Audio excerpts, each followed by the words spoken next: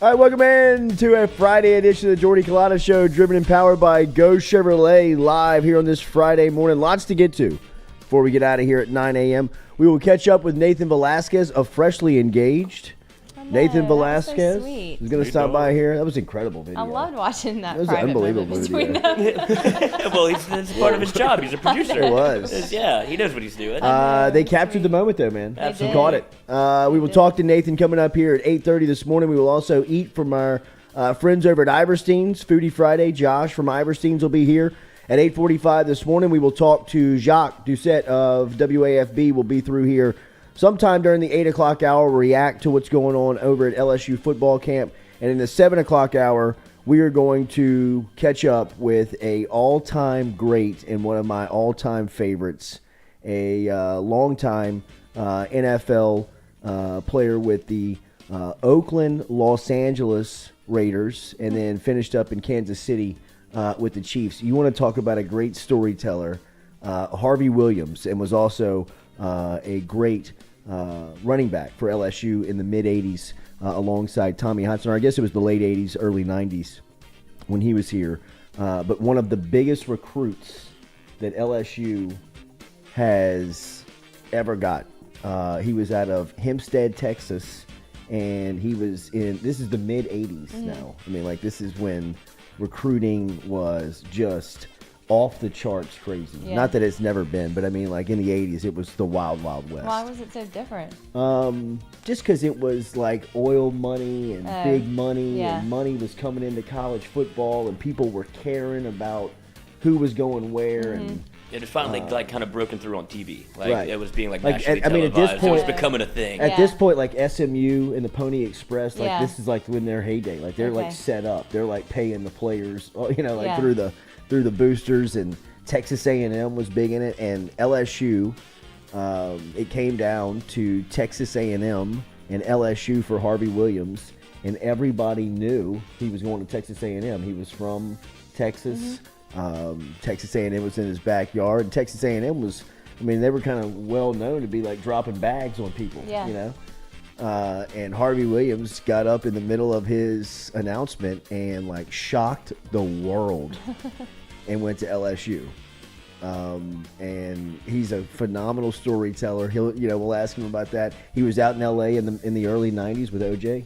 Oh, really? Knew Wow. OJ. He was in the same backfield as Marcus Allen when all that stuff was going down. I Wow. mean, he finished his career in Kansas City with Joe Jeez, Montana. He does have stories. I mean, I he's can't got imagine. him and Joe Montana shared a rib restaurant in Kansas City for a Oh. while. I mean, Al Davis called him one of his all-time favorite Raiders. But I mean, that's before the he blessing. died, That- like, in that's his the book, blessing. has always like taken care of Harvey. And really, Harvey, if you knew him, he like was a Raider, like epitomized a Raider. Like, I'm not bringing light to it, but like he had a record, like coming out of LSU. You know what I mean? Like he was. It'll fit right in. Yeah, I mean, he kind of fit right in. Just he had win, this, baby. He had this exactly. He had this confidence to him and this strut to him that was. He was so fun to watch, and he will be here at 7:30 this morning. Where He's is he supposed now? to be. He's in Houston. Okay. You got to watch him. Sometimes he'll tell you, he's going to be here. Harvey, where you at? But I talked to him yesterday for a while, and it's always great to catch up. He's so funny. His brother Daryl, he had a brother Daryl that played at LSU too. He used to walk into the bar, Younger into brother? Fred's, younger brother. And I think it was like a package deal, like to get Harvey, you had to take Daryl. Yeah. You know, so LSU was like, we'll take him. But Daryl used to show up to the bar in a Speedo and like an 8-foot python around his No, neck. he did not. He was crazy, bro. He was. That sounds like something if you would do. I know. I was gonna say, I love this guy. I guarantee you, if you polled a generation of LSU football players, Daryl Williams would probably be the one most seed? crazy. Well, he has to be if that's Like what he he was did. a lunatic. You know what I mean? Just a guy you put on position kickoff did he team. play? You really couldn't find a spot for him in the SEC. He You know wasn't what I that mean? concerned with it. No, absolutely not. Trying Absolutely. to get to not. Fred's. No. Unbelievable. It's, I mean, unbelievable. A Speedo and a It's- python. yeah. And You could even have done just confident. one. Yeah. Confident. Well, I bet. You know what I mean? Yeah. We're at two Which pythons. one's the python? Yeah. Right. But I mean, like Harvey will get going on Daryl's stories, and they are I mean, like if you weren't there during that time, which I wasn't, but I know people that were, you wouldn't believe it. You know, but people are like, no doubt, Well, where's craziest dude I've Daryl ever now? met. I think he's passed. I think Oh, he passed no. away. Burn bright. Yes. From what? Yes, you burn bright. Yeah, he lived Yeah. large. Yes. Yeah. Yes, he got it all out of Oh, life, wow. man. But Harvey will be here at 7:30 this morning. He's great. He's one of my favorites. So we'll catch up with him. And then Jacques will be through here at 8 o'clock, and we'll talk all about what was going on at LSU football practice yesterday. I couldn't make it over there just with everything that was going on over here at Effin, but I'm going this afternoon. It'll be my first practice, but I know Stewie was there yesterday. We had a crew over there. Ron Riggs was over there. We got our guy Jacques from Mic'd Up, who does their social media, was out representing. When did they do it? Like, is it the same time every day that they start? Or is it all day? It's different. This, like, before with Coach O, it was kind of every day we would go at the same time. But now they mix it up so we see different things. Oh. So that's. But it's are actually they pretty practicing all day, like different groups? Or No. the No, whole the group whole starts team. at a certain Yeah. time? Okay. cool. We just go during different sections of that time. Yeah. Yeah. Okay. I saw where one section's like open the entire time to Yep. the media on a Saturday morning in Tiger Stadium. Yep. I feel like We they'll can be see in- like full scrimmages. Like this is way different than last Well, year. yeah, I think he's a little bit more confident in what he's doing. You know, like Coach O didn't want to get exposed out there. It felt like some days. it's interesting to see how coaches' relationships are with the media. You know, I mean, coaches by trade are the most, they're the most secretive. They're the most, what am I trying? What's the word I'm trying to think Guarded. of? Guarded, but they're also the most. I mean, They have what's with pot smokers when they get paranoid. Paranoid. What's Me that right word now. again? Thank you. But they are the most paranoid people by trade. I mean, Yeah. like they're always in protection mode. They're always in. They can't show was this. that? They can't show that. Well, don't let them lose that. Don't let them see this. I mean, it's almost too much. It's comical. Right? Like it's almost comical. I mean, like Les Miles used to put his punters and kickers all in the same number, so coaches in pregame couldn't determine who Which was one's going Wait, to what? kick off. Yeah. Like, every kicker wore number 38. Why does that even matter? See, like you know what I mean? Like, How I did could you care even less. know it's that? like How Coach, is that allowed? Coach, I could care less who's Yeah, kicking how us the is that fucking allowed? ball. it's amazing. It's a great question. I mean, but What? just the paranoia That's- and the that's- tactics and lengths you would go Was he to a pothead? to cover up. Probably so. Was I he don't and no think one so. even knew? No way. That would be No that way. would be the caveat that Les found. Like, you know, both the kicker and punter can wear the same number. It's like, that's what you've been doing all week. Right. Like that's not going to help us too much, Coach. Put wing in 38. Watch Yeah. this. Like, Gowden. sweet. But just by trade, they're so paranoid. They're so guarded. They're so protected. That's weird. I didn't know that. And to see the access that Kelly is allowing in year one. I mean, it's one thing to allow access in spring as a new coach, right? Like, I Right. mean, even like if you remember Ogeron, his first spring, it was open to the media. Media could stay the whole time because people had complained so much about the way that Miles had treated the media and that there was no access and nobody could see it. So Ogeron kind of went other 180. way. Yeah, Yeah. right. Like he kind of did everything the opposite way at the beginning. But then once he got the job and once he got safe and established, he was like, all right, that's it. No more, we're cutting this stuff off. Well, it was once people started questioning the Yeah, hell once you out start, of Sure. it, once you too, start right? losing, you're just Sure. like, Yeah. yeah. Yeah, The absolutely. more they see. Man, he was talking about me. I don't like it. Exactly. Yeah. Exposed. Exactly. I didn't know Les was like that though. I didn't Oh, know he the worst. was cut off the media Katie. like The that. worst. Come on now. You think he wanted people to see him running toss dive? I don't know. I The just whole I didn't know he 3-hour was practice? that guarded with it. I That's didn't what. know. Yeah, he didn't have to. I don't know why he thought his practice needed to be a secret. Yeah. Yeah, We ain't changing shit. Coach. Like we run tossed out. We know Let's what we're go. getting on Yeah, it Saturday. seems Yeah. weird. Well, I mean, the thing is about Miles' practice, they were 3 hours of a slugfest. Right. I mean, The game. You'd literally get to the game and they would be dragging because all week they were scrimmaging in the sun. I mean, it was so stupid. He would be full pads on Thursdays, during game weeks, like Anthony hitting Jennings each other. doing the big cat drill. I mean, it's, and look, I mean, for as much as Ogeron ran on trying to get the job of turning it into an NFL or Pete Carroll USC type of practice where there's music playing and it's an hour and 15 minutes and nobody's hitting anybody and you're rarely ever in full pads. You're always kind of in shells, shoulder pads, helmets at the very most. Yeah, a lot of walkthrough You know what I mean? type. Absolutely. A lot of walkthroughs, not a lot of touching. Once he got established on the job, it turned back into scrimmages every Wednesday, 3 hours in the sun, you know what I mean, where you were just kind of beating these kids up. And like Brian Kelly said last week, I mean, I thought it was one of just one of the most transparent sound bites and that's one thing that you have to credit Kelly for, is that for as strategic and for as measured as he is when he speaks, he's very honest. Yeah. You know what I mean? We've seen a lot of honesty around here. Ogeron was too honest with the media. I mean, like, he would get back into the rooms and coaches would be like, Coach, people are scouting us by your press conferences. You know what I mean? Like, you're tipping people off on who can and can't play. Like, that's dumb. This is stupid. Like, we got to be measured when you talk to the media of, yeah, you got to give them a story, but you can't tell them who's not playing. Yeah. On you know Tuesday. what I mean? Like, Talk to his daddy. But Kelly he lets you in enough where you feel like you get the story and you're a part of it. But he's also guarded too. I mean, like, even the statements on the quarterback again yesterday. I mean, he ain't gonna give you anything. You know, I mean, he's never gonna give you anything in camp. But if you're watching, he's telling you. Yes. Right. I mean, like, first, you don't have to ask your questions. Just run your cameras. Right. You know, I mean, like, you see what's going on out there. You see what we think. You see who's getting the first reps on opening day. Miles showed a little wheels yesterday too. Showed a little speed. Oh, really? He did. Showed a little speed. It really didn't look bad.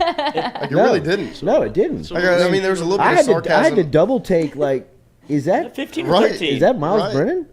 I mean, there was a little. I posted it and I put wheels. So there's a little bit of sarcasm in that. But I mean, he was kind of moving. Miles Brennan and Lamar Jackson. Can't tell the difference. Can't tell the difference. Haven't seen them in the same room together. So, you know, I mean, it's refreshing. It is Even the way he refreshing. opened up his press conference yesterday, Yeah. I thought, like, he's, repartee is going a little back and forth. Like, you could tell he's trying to establish some sort of a relationship with the media here. No, I agree. Which I thought is good. I agree. Yeah, I that agree. is a good thing. You know, I mean, because like we've said time and time again, I mean, 10 years, $100 million, 90% of that guaranteed. I'm here. He's leaving on his own terms. You know what I mean? Like, it's going to take mountains falling for him to be removed from this job at any point soon. So, Get comfortable. I mean, it serves both sides very well to get to know one another. You know, I mean, because he ain't going anywhere.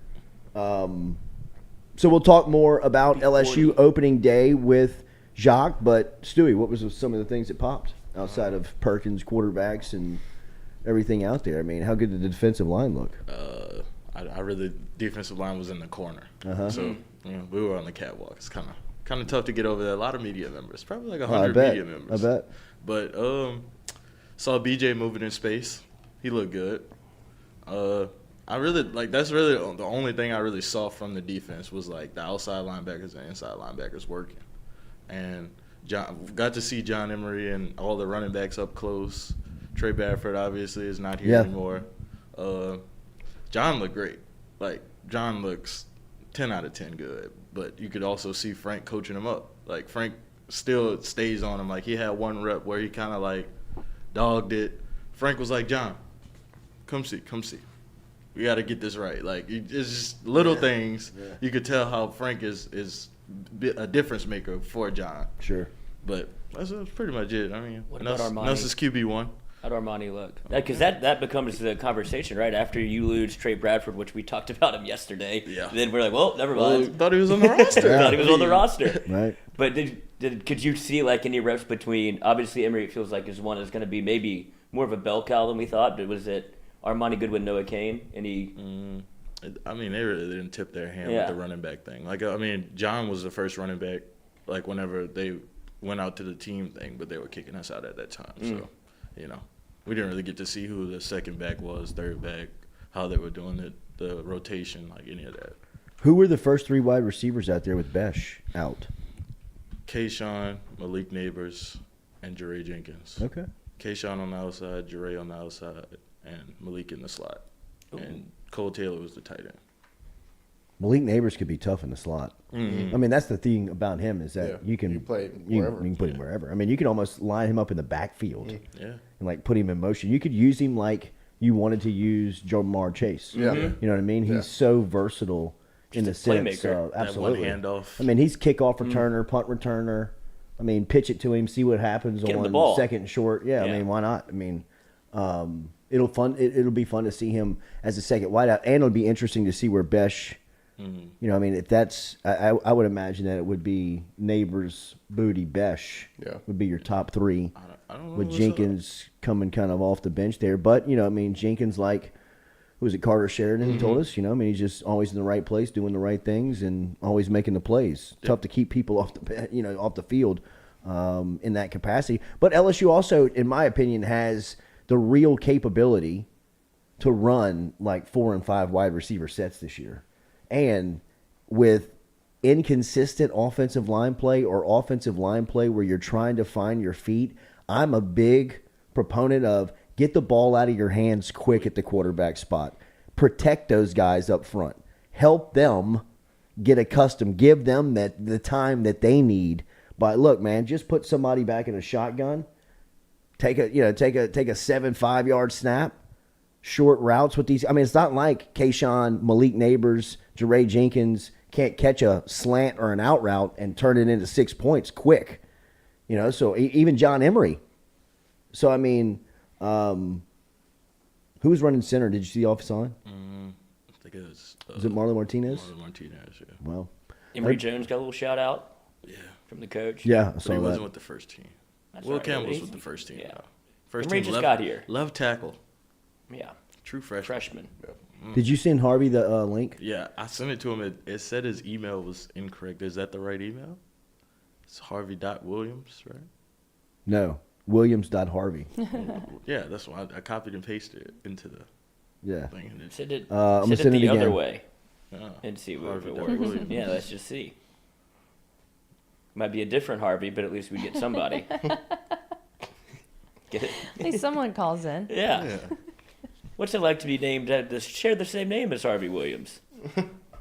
All right, we'll be right back here with the Jordy Culotta Show. Jacques will be in here in a matter of minutes. We'll also talk to former LSU great Harvey Williams coming up here in the next couple of minutes. Don't forget, daily we are brought to you by our friends over at Caesar Sportsbook. You see the QR code up there in the top right of the screen. If you want to just walk your camera up there, you can open it up to Caesar Sportsbook. Make bets on upcoming games. NFL action started last night. We gave you Jacksonville minus the 2.5. Plus the 2.5. Oof. Didn't matter. Whew, it'll be a long year for Jacksonville. Another one, huh? Not the start Doug Peterson was looking for last It might night. just be Jacksonville. I don't know, Yeah, man. They because look cursed. Doug Peterson's like, oh, now I know what Urban was up to. This Arden place Key, stinks. Caleb Von Chasson looked good. Tyron Johnson made a catch for the Raiders last night. A little Louisiana flair out there. Foster Moreau had a catch on the opening drive for the Raiders as well. But last night the Raiders ran through Jacksonville. Wasn't even close. Very boring. So I It don't was watch a preseason football. Yes, yeah. I mean, it's been a long time, but I mean, it looked good in the uniforms out there, kind of popping pads, but that looked like D3 football there for a minute. Whew, so It slow. was bad. It was bad. Snaps going over the quarterback's Yeah. head. All right, we're going to get linked up with Harvey Snaps Williams for the here. running Come right back. back with us. Jordy Culotta Show. Hey, don't forget, real quick, I mentioned Caesar Sportsbook. We got giveaways from our friends over at Caesar Sportsbook, including an opportunity to get down to the Superdome, the Caesar Superdome, for opening weekend of college football there on Labor Day and watch LSU and Florida State. 4 tickets to the LSU-Florida State game. If you sign up with Caesar Sportsbook today, you got to be a new customer, so new email. You got to make a deposit, make a bet, but use the promo code JCLSU15 if you want to walk away with 4 tickets to LSU Florida State. Give yourself an opportunity to go to the game. The weekend before that, August 26th, that'll be the Saints' only home preseason game versus the Chargers.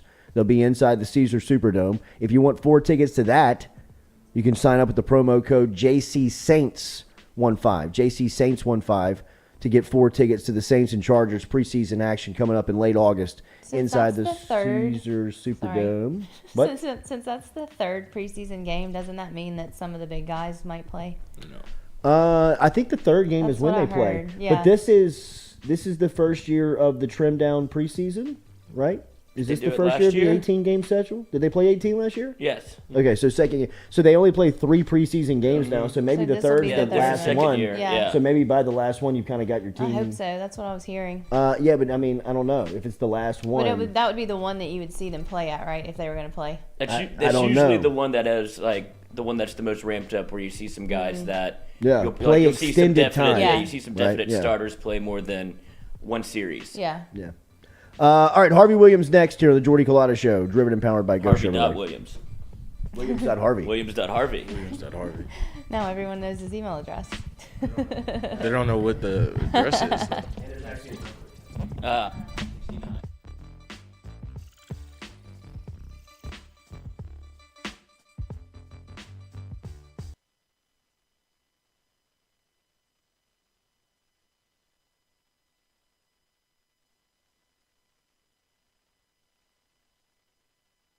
I was embarrassed about my smile.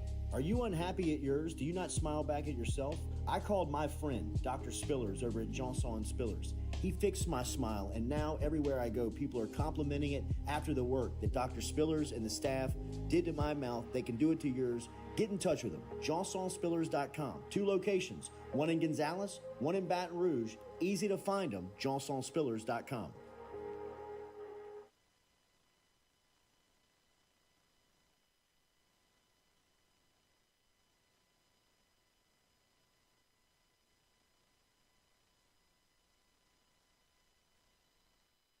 Red Stick Sports, a local staple in Baton Rouge to all sports fans, was founded back in 1981 and has remained a family business for over 40 years. Today, they still have the great selection on the floor, but they're also a leader in custom apparel for businesses, sports teams, and other groups. Take it from us, everybody over here at FM Digital Media. They help us out with all of our apparel. Let them help you out today. Go ask for Cody over at Red Stick Sports. Check him out online at redsticksports.biz.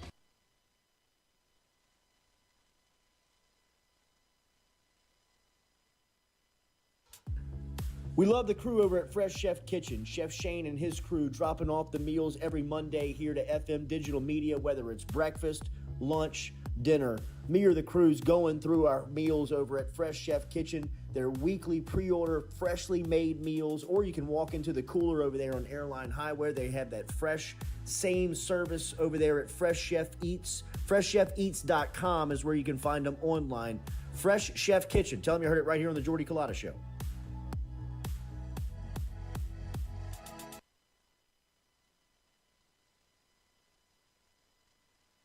We're all from different places and backgrounds. We've each experienced our own versions of life, but in the end, we're all on the same team.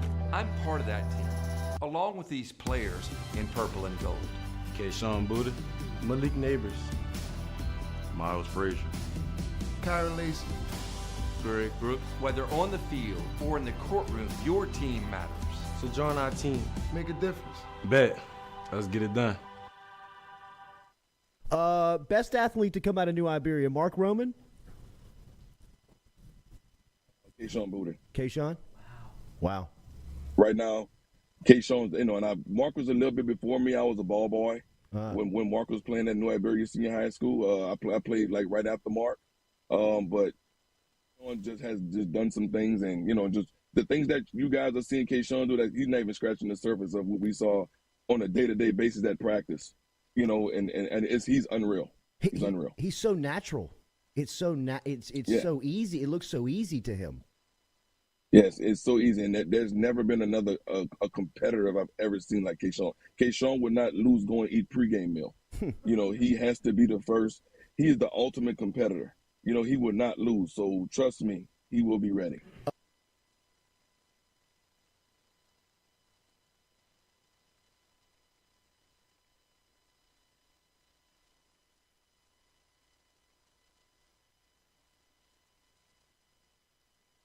Man, so kind of when I entered the transfer portal, I knew, what type of facility, what type of, program I wanted to go to.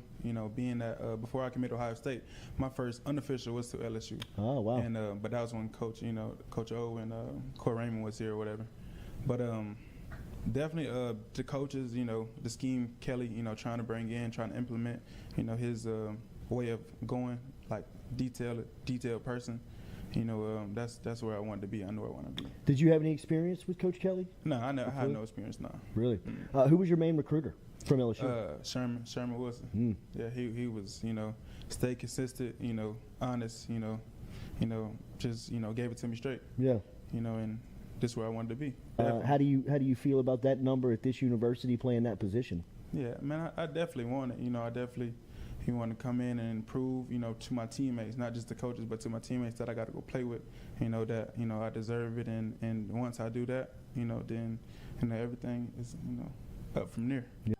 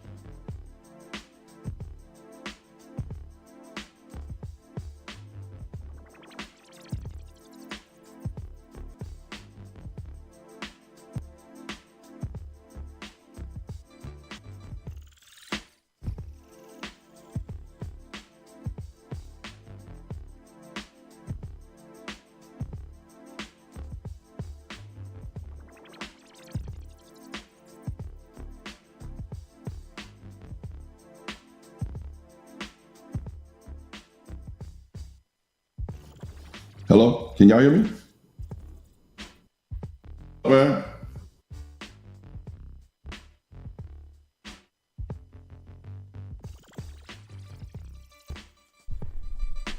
All right, welcome back here to the Jordy Culotta Show, driven and powered by Go Chevrolet, live on this Friday. Make sure you hit that like button, share button, comment button. If you have not subscribed to the channel, make sure you have done so. Great practice content up from opening day of fall camp yesterday. If you want to check us out on YouTube, get the follow there. Make sure and like and share. And as always, brought to you by Dead Soxy. Use the promo code Jordy to save up to 35% over at deadsoxy.com. We have talked to a lot of the current LSU players, coaches over the last couple of weeks. It's been cool to get to know them. One of the legends of the program and somebody who I grew up watching it and one of my all-time favorites has to be Harvey Williams. Still to this day, every time I see the number 22, I think of Harvey Williams. Went on to have a great career with the Raiders, fantastic career with the Chiefs. And as we said, Al Davis, I believe in his book, names like his top 10 Raiders of all time, and Harvey Williams is one of them. Has always had love for Harvey, and Harvey is back with us. It has been way too long since we have talked to Hempstead, Texas's finest. Harvey Williams in his office. Look at the gold. Look at the purple and gold. 22 back there. Look at my All guy. that memorabilia. Over the top. Is that an arrowhead going over the top as a Los Angeles Raider in KC? Yeah, can you see it? I can see it. I can see it. Move out the way. Yeah, can you see it? My God. You talking about Al, man. I think I got Al right over here. If you can see him. You see him Look over at there? that in the corner? office. Wow. Look at the That's Chief my man right 44. there, man. He wore 40 44 in Kansas City, 22 Yeah. everywhere else, and wore 44 in Yeah. Kansas City with Joe Montana. So many stories we could tell, bro. But first and foremost, how the hell are you? It's been too long, bro. Good to see you. Man, you too, Jordy. It's been a long time, man. I miss you, man. You're like a long lost brother, man. know, man. Yeah, I'm just, I ain't killed nobody, so I'm doing good. What's up, dude? Are you still in Houston? Yeah, man. I'm not going nowhere. I think last time I talked to you, I moved from Spring, Texas, out here to Katy, and so I made it, downsized a little bit. Went from 10,000 down to 4,000. Okay, So yeah. all my kids are grown now, and me and the wife, trying to get the rest of the crew out the house so we can start traveling the world, man. So yeah. Last time we were talking, you were so heavily influential in like the 7-on-7 circuit over there in Houston in the off-season training. What is your point of view of football now? How do you watch football? What's your relationship with the game now? Man, I love the game, man. I think the last time I was talking, I started the Houston Outlaws, man. And some of my kids, Brevion Roy that plays for Carolina, Kenyon Green just got first rounder for the Texans. Those are my kids. So yeah, so I'm just a fan now. So I'm just watching football. God plays a real bad trick on us. I'm sitting there, and about this time every year, you start smelling the grass. I'm like an old horse now, but can't go out there and play no more, man. So nobody tell Harvey that though. I bet you he feels like he can still get 15, 20 carries a game. Man, I ain't gonna say all that, but I had some people challenging me. I started doing some stuff on YouTube, and you got all these young cats calling in, and they say that I couldn't run a 40 under 5 seconds. So I think I'm gonna try to do it in the next couple of weeks, man. I'll probably break up like the space shuttle, so I'm gonna try to do that. Harvey, take them back to the listeners that may not remember. And I look, for you, what you mean to me as a childhood fan of LSU. Watching you play, you were almost like immortal. You were this guy that was legendary to me. And as I said, still to this day, every time I see the number 22, I think of Harvey Williams. But take me back to Hempstead, Texas, or our listeners back to Hempstead, Texas, during the time that you were being recruited in the mid-'80s, and just what it was like during that time when college football was really starting to catch some life, TV contracts and playing on prime time and all of the stuff that was happening to the game right then. Well, it seemed like it was, a long, long time ago, man. But the only thing I can say that comes close to it, like when LeBron was, changing teams to go to, back in the early 80s, man, I had 30 or 40 coaches, staked out around my house, and everybody thought I was going to Texas A&M, and I couldn't go home, and they put it in Sports Illustrated, so that I was going to Texas, and everybody thought I was going to Texas A&M, and then I end up coming to LSU. Best choice I ever done in my life, man. And I miss LSU till this day. And you know how much LSU loves you. I think that they have shown that love over the last couple of years, and it's great to see that relationship kind of brought back to life as you were a guest captain, I believe, at the Texas A&M game in the 2019 season. Hey, you're absolutely right. Harvey, but then your first game at LSU is versus A&M, right? Yes, correct. What was that? What was that freshman year like? 86, right? What was that freshman year like for you? It was intense, man, because I was playing against everybody thought was my homeboys at Texas A&M, and the only homeboy that I had on the Texas A&M team was Johnny Holland. I didn't know the rest of those guys, and I got a lot of flack back home. My parents caught flack. My dad was trying to thought he was about to get a loan, and the guy that owned the bank was like, "No, get your ass out of here." It was bad, like really bad, and they treated till this day I still get booed here in Texas, man. And I don't know if you remember, if you was at the last game that I was at, that we played against Texas A&M. My wife was like, they're gonna boo you. I'm like, you gonna boo who? Me? I'm at home. And they booed me, man, because there was a lot of Texas A&M fans at that game. Man, that's crazy how many people remember that and how wild that was. I still remember as a kid. I was so young, but remember like my uncle and his friends like react like, "We got Harvey Williams!" Like, holy shit, we got Harvey Williams. Jordy. You act like I'm 85 years old, man. My bad, bro. my bad. I know. I ain't too much older than you, right?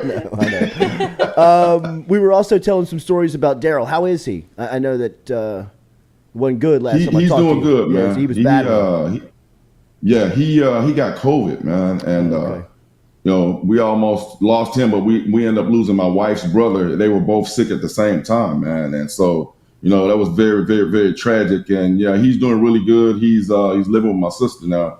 He can, he can't live by himself now, but he's doing good. He's over here all the time, and he's still there. He can't talk, still, but he's in there somewhere. I was telling the crew, Harvey, and a lot of them looked at me and didn't believe me, but he used to show up to the bar in the Speedo and the python around his neck. That's Daryl, man. hey, looking like a Greek god. I mean, he would have his. And when Daryl would wear a thong, and he was all ripped up, and with a 12-pack and with a snake wrapped around his neck and with sunglasses on. That's my brother Daryl. That's him. It's just Dennis Rodman. It's unbelievable, bro. In the 80s. Yeah, no, he was before Dennis Rodman. The original. Yeah. Harvey, what was it? So tell me what your reaction was. What do you think Al Davis's reaction would be to see the Raiders with the Las Vegas logo on the side of their helmet now? Man, bro, he would love it, man. He, when I was there, his whole thing was he always wanted a new stadium. Mm-hmm. And he wanted that, and he wanted to win a Super Bowl before he died.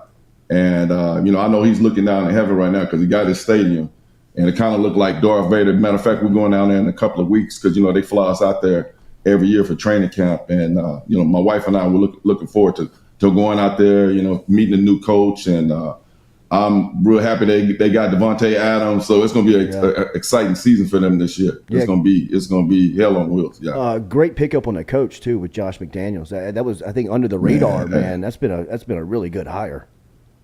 That's huge. That's really huge, and we're gonna see what they're gonna do this year, man. Yeah. John Gruden is a friend of mine, and all the stuff about him being racist and all that, man.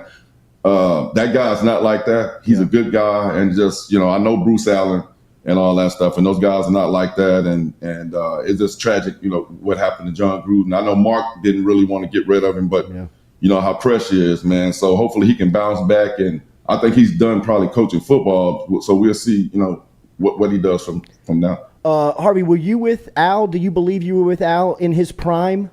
His prime to me extended so long, whether it was when he was coaching the Raiders, his early days of ownership of the Raiders, but when you were there, it seemed like that's when he was in the white track suits. He was walking on the field.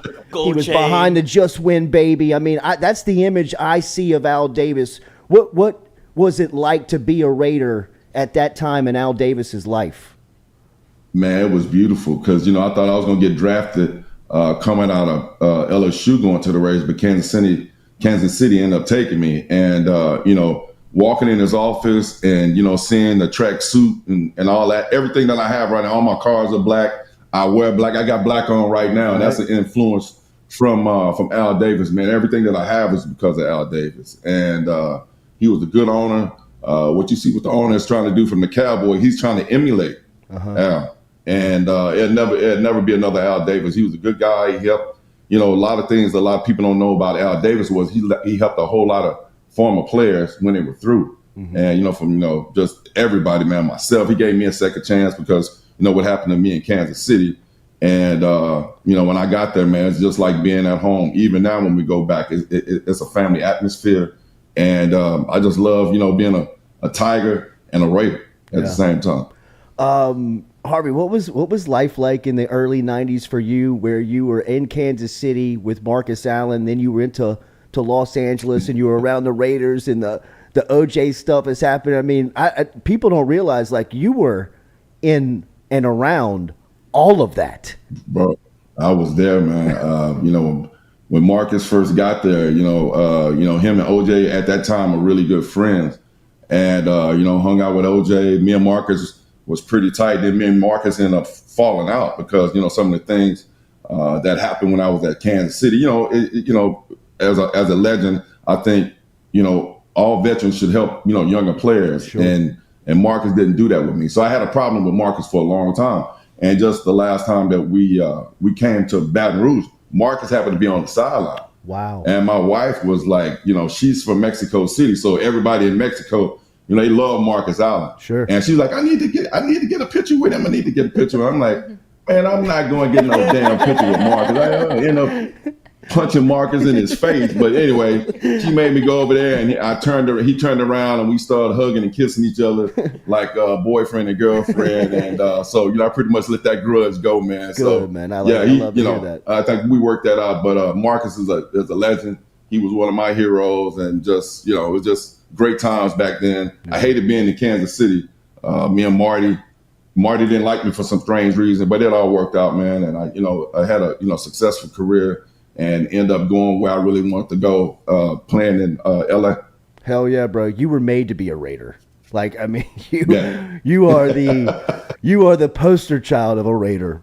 So, what's your relationship like with LSU now, man? As I said, I mean, I think that you now feel the love that you have over here. I'm telling you, our chat, I mean, is just blowing up of old LSU fans talking about just stories, and it's how great it is to see you. But what's your relationship like with the program? Man, I just, the new hire, we're going to see what happens. I'm coming back for a couple of games this year and see, if, they can turn this thing around. I know they can turn it around, and I'm excited about LSU this year and see what that purple and gold do. You can see my wife walking behind me.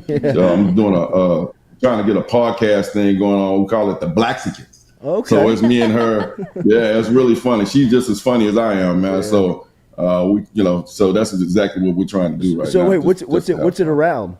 I mean, like, what's the theme of it? Just just stories and me and her, our marriage, how we make our marriage work, and when we fight, bring it to the mat and talk it out. And she's gonna be in another room, and I'm gonna be in another room, and it's just something that we got a couple of things we're recorded. That's really, really funny. I got friends, and I talked to Slip Watkins last night. Wow. And I'm going to try to get Rocket and all these guys and Tim Brown, and we're going to race and do all types of little fun things that, I think people enjoy to see. I think it'd be real cool. Try to get Shaq big ass out there, too, to run with me, too. So, were you there the day that the basketball team and the football team fought when they were calling out Shaq? Were you there that day? Say, bro, I had just drove back on campus, and I think he ended up slapping. He slapped. It wasn't Anthony Marshall. One of our DBs.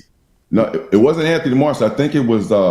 Corey Raymond. Oh wow! If I'm not sure, I think he slapped Corey, and all hell broke loose. And I'm like, what's going on, man? As he slapped, Shaq slapped. I think he said Corey. And I'm like, he did what? And it was like, you ever seen them old Frankenstein movies, man? It was like 1,000 football players, and Shaq ran and hid in the room, and the cops came. It was a mess, bro. Dale Brown showed up, didn't he? Didn't Dale Brown show up and tell all y'all to get the hell out of there? Yeah. It was really, really bad. And Shaq is big and strong. I love Shaq. Shaq probably would have knocked out about 20 of us, but I think eventually he probably got tired. Somebody go get Daryl. Yeah, right. Go get Daryl. Yeah, go get there. Harvey, who's the baddest dude you played with? Who was the baddest dude you ever shared a locker room with? Oh man, bro, it had to. You talking about in the pros or at LSU? Both. Eric Hill, man, was a monster, man. Yeah, you know, Eric had muscles everywhere, just like a guy that I played with in Kansas City named Percy Snow. But me and Percy Snow ended up getting into a fight because he was trying to bully me. And you know, I'm from Hempstead, Texas, man, and you know, I don't play like that. So we ended up getting into a brawl, and I ended up, you know, putting these hands on him, and yeah. So found out Percy Snow ain't so as bad as I Percy thought he was. yeah, he from Michigan State. So yeah, Eric Hill and Percy Snow. Some of the legendary stories that have come off the practice field at LSU are fights between Eric Hill and Eric Andelsack. Which you were there for both of them. That was scary. Yeah, he ended up I think it was Tommy. He ended up hitting on the sidelines, and you know, Blade is a bad dude, bro. I can't. Eric Hill was probably one of the scariest people I've ever been around. Right. And but he couldn't hold a candle to Eric Andelsack, man. Wow. And Eric picked him up and body slammed him, and the whole practice. I think they called practice that day. That's how terrifying that was. So we was in the locker room and everybody was scared. So we thought they was gonna go at it again, but I think Eric knew that, you know, he couldn't do anything with Eric Andelsack. So Eric was a monster, man. It's tragic what happened to Eric, man. That's another guy that I missed too. God, it was tragic, man.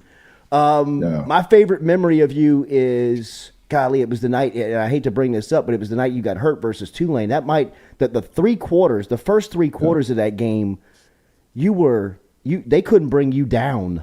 When you remember your time at LSU, what jumps out to you? Probably that. That game, you know, because I was, like you said, I was rocking and rolling, man, and went and made a quick step. I was feeling good that night too, and ended up blowing my knee out. It's one of the worst things that ever happened to me. You can see it happen too. The sound, the sound and the pain. And if you go back, I can't even watch the game now, but if you go back in the air, you can see me clutching my knee. Yeah, you grab because if you don't blow it, you score. Because you cut right to the open area, but it's like your leg can't. It's bad. It's tough to watch. I still see you pulling away. Just my foot just got stuck in the turf. I'm going, you know, my body going one way, my leg wanted to do something else. I think my mind was, you know, moving too fast for my body, and 9 times out of 10, that's exactly what happens. And you know, just the sound and the feeling of, you know, your ligaments tearing in your knee, it sounds like somebody shot me. And it's one of the, you know, I'll never forget that feeling and that sound in my knee. But, you know, I came back after that. No doubt you did. How crazy have you seen that rehab come? Like, how crazy is it thinking back to 88, rehab and your ACL? I mean, people don't forget, you're standing on the sideline of the earthquake game. I mean, if you play that night, that game's totally different. But I mean, you had to take the entire year off to rehab an ACL. Now we see Jameis Winston down here with the Saints, 7 months removed from the injury, and he's taking first team reps. How is that? Bro, that's crazy. Isn't it wild? That's impossible how far technology has come. And if you really think, you know, probably 10 years or 5 years before I blew my knee out, 9 times out of 10, when you blew your ACL out, that was the end of your career, man. So. You know, the stuff that they doing right now is amazing. For him to be out there after 7 months or 6 months, mentally, I think I could have played the following year, but mentally I wasn't ready for that. So that's why I ended up, you know, sitting that year. My knee was ready to go, but mentally, like I was saying about that sound and that feeling of me blowing my knee out, you know, I thought I was going to do it again. So, Yeah, and you played with that bounce. Serious. You know, your bounce was, your cuts were so violent. Yeah, right. Who do you watch these days? Who do you watch these days? For its football, as running backs and different guys, like, man, I love the kid in New Orleans, Kamara. Kamara. Yeah, I think he's a stud. That boy that's in Indianapolis, another stud. The little guy that's from Chicago, and you know, I can't forget the big guy from Tennessee, man. So those are the guys that that's a man child right there, man. And just, I love, you know, sitting watching those type of guys. Quarterback wise, I love all the quarterbacks, and you know, I'm a Brady fan. I was rooting for him last year. I love Mahomes and those two guys right there. So yeah, I'll be sitting on my couch this year, this fall, watching LSU and playing my fantasy football like I do every year. You mentioned Slip Watkins. What a name and a blast from the past, bro. To hear that name. Anybody you still catch up with? Anybody you still keep in touch with as far as former teammates and Tigers? Well, like I said, man, we Slip. We talk every once in a while. He'll call me. He got a son that's supposed to be the truth out here in Austin, Texas, man. Just as fast as he is, and guys, when I go back to the Raider off seasons and the training camps and stuff, guys that I played with, we keep in touch. But pretty much, Eric and all those guys, and a couple of LSU guys. Troy LeBlanc, that was my roommate. I keep in touch with him, and we just talk every once in a while. Did you and Sammy Martin ever race officially? Sammy's one of the guys I'm getting ready to call, man, to see where we can get this. Him and my wife was going back and forth on Facebook, and was trying to because she loves New Orleans, so we can try to go down through New Orleans and go by and see Sammy. So I've talked to Sammy a couple of times. You still didn't answer the question. Did y'all ever race? Man, Sammy don't want none of this, bro. I told him that not too long ago. Fastest white boy you ever seen, though, right? Is he the fastest white guy you've ever seen? Man, that is the fastest white boy that I've ever been around. But if you look at Sammy on tape, before I got to LSU, I thought he was a black guy. That's how smooth Sammy was, man, and the way he accelerated, smooth. And it would be close. It would be a good race between him, me, and Slip. Yeah. For about 60 meters. Then after that, Slip can have that. Yeah. The track guy. The track. Yeah, right. Yeah, the track guy, he's going to kick in. I can't tell you how good it is to see and hear from you, bro. We got to do this again more often. You too, man. Yeah. Hey, bro, it's been a pleasure, man. Keep doing what you're doing, man. Thank you, man. Bro. I'll be in touch. Love you too, man. There he is, Harvey Williams, Hempstead, Texas's finest, LSU legend, Oakland, Los Angeles Raider, Kansas City Chief.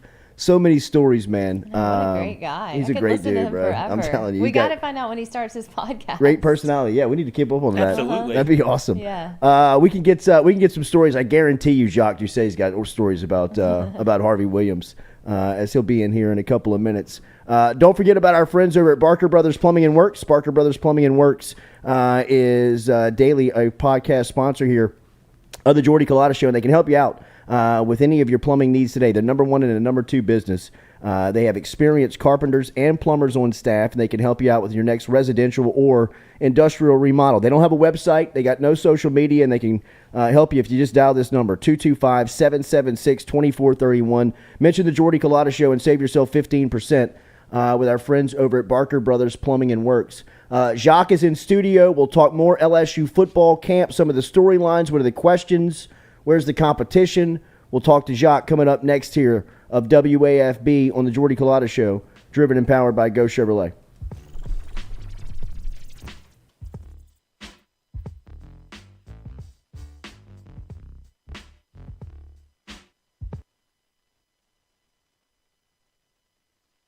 Hey Baton Rouge, when traveling through Natchez, Mississippi, whether you need to fill up your vehicle or your belly, stop by Go-Mart and On The Go Deli. Go-Mart has clean restrooms, community coffee, an awesome beer cave, and a great selection of anything you might need on your trip. So stop by Go-Mart at 4 Sergeant Prentice Drive as you're entering Natchez on the left, and visit Tom and Wright Granning and their awesome team at Go-Mart. We've seen the BK takeover stuff from LSU and social media, and really in his short time in Baton Rouge, there's been a lot of people embracing his approach to building this roster. What's it like to recruit alongside him? Oh, it's been great. Coach has been awesome to me because he lets me be myself when it comes to recruiting, when it comes to coaching. He lets his coaches coach, he lets his coaches recruit.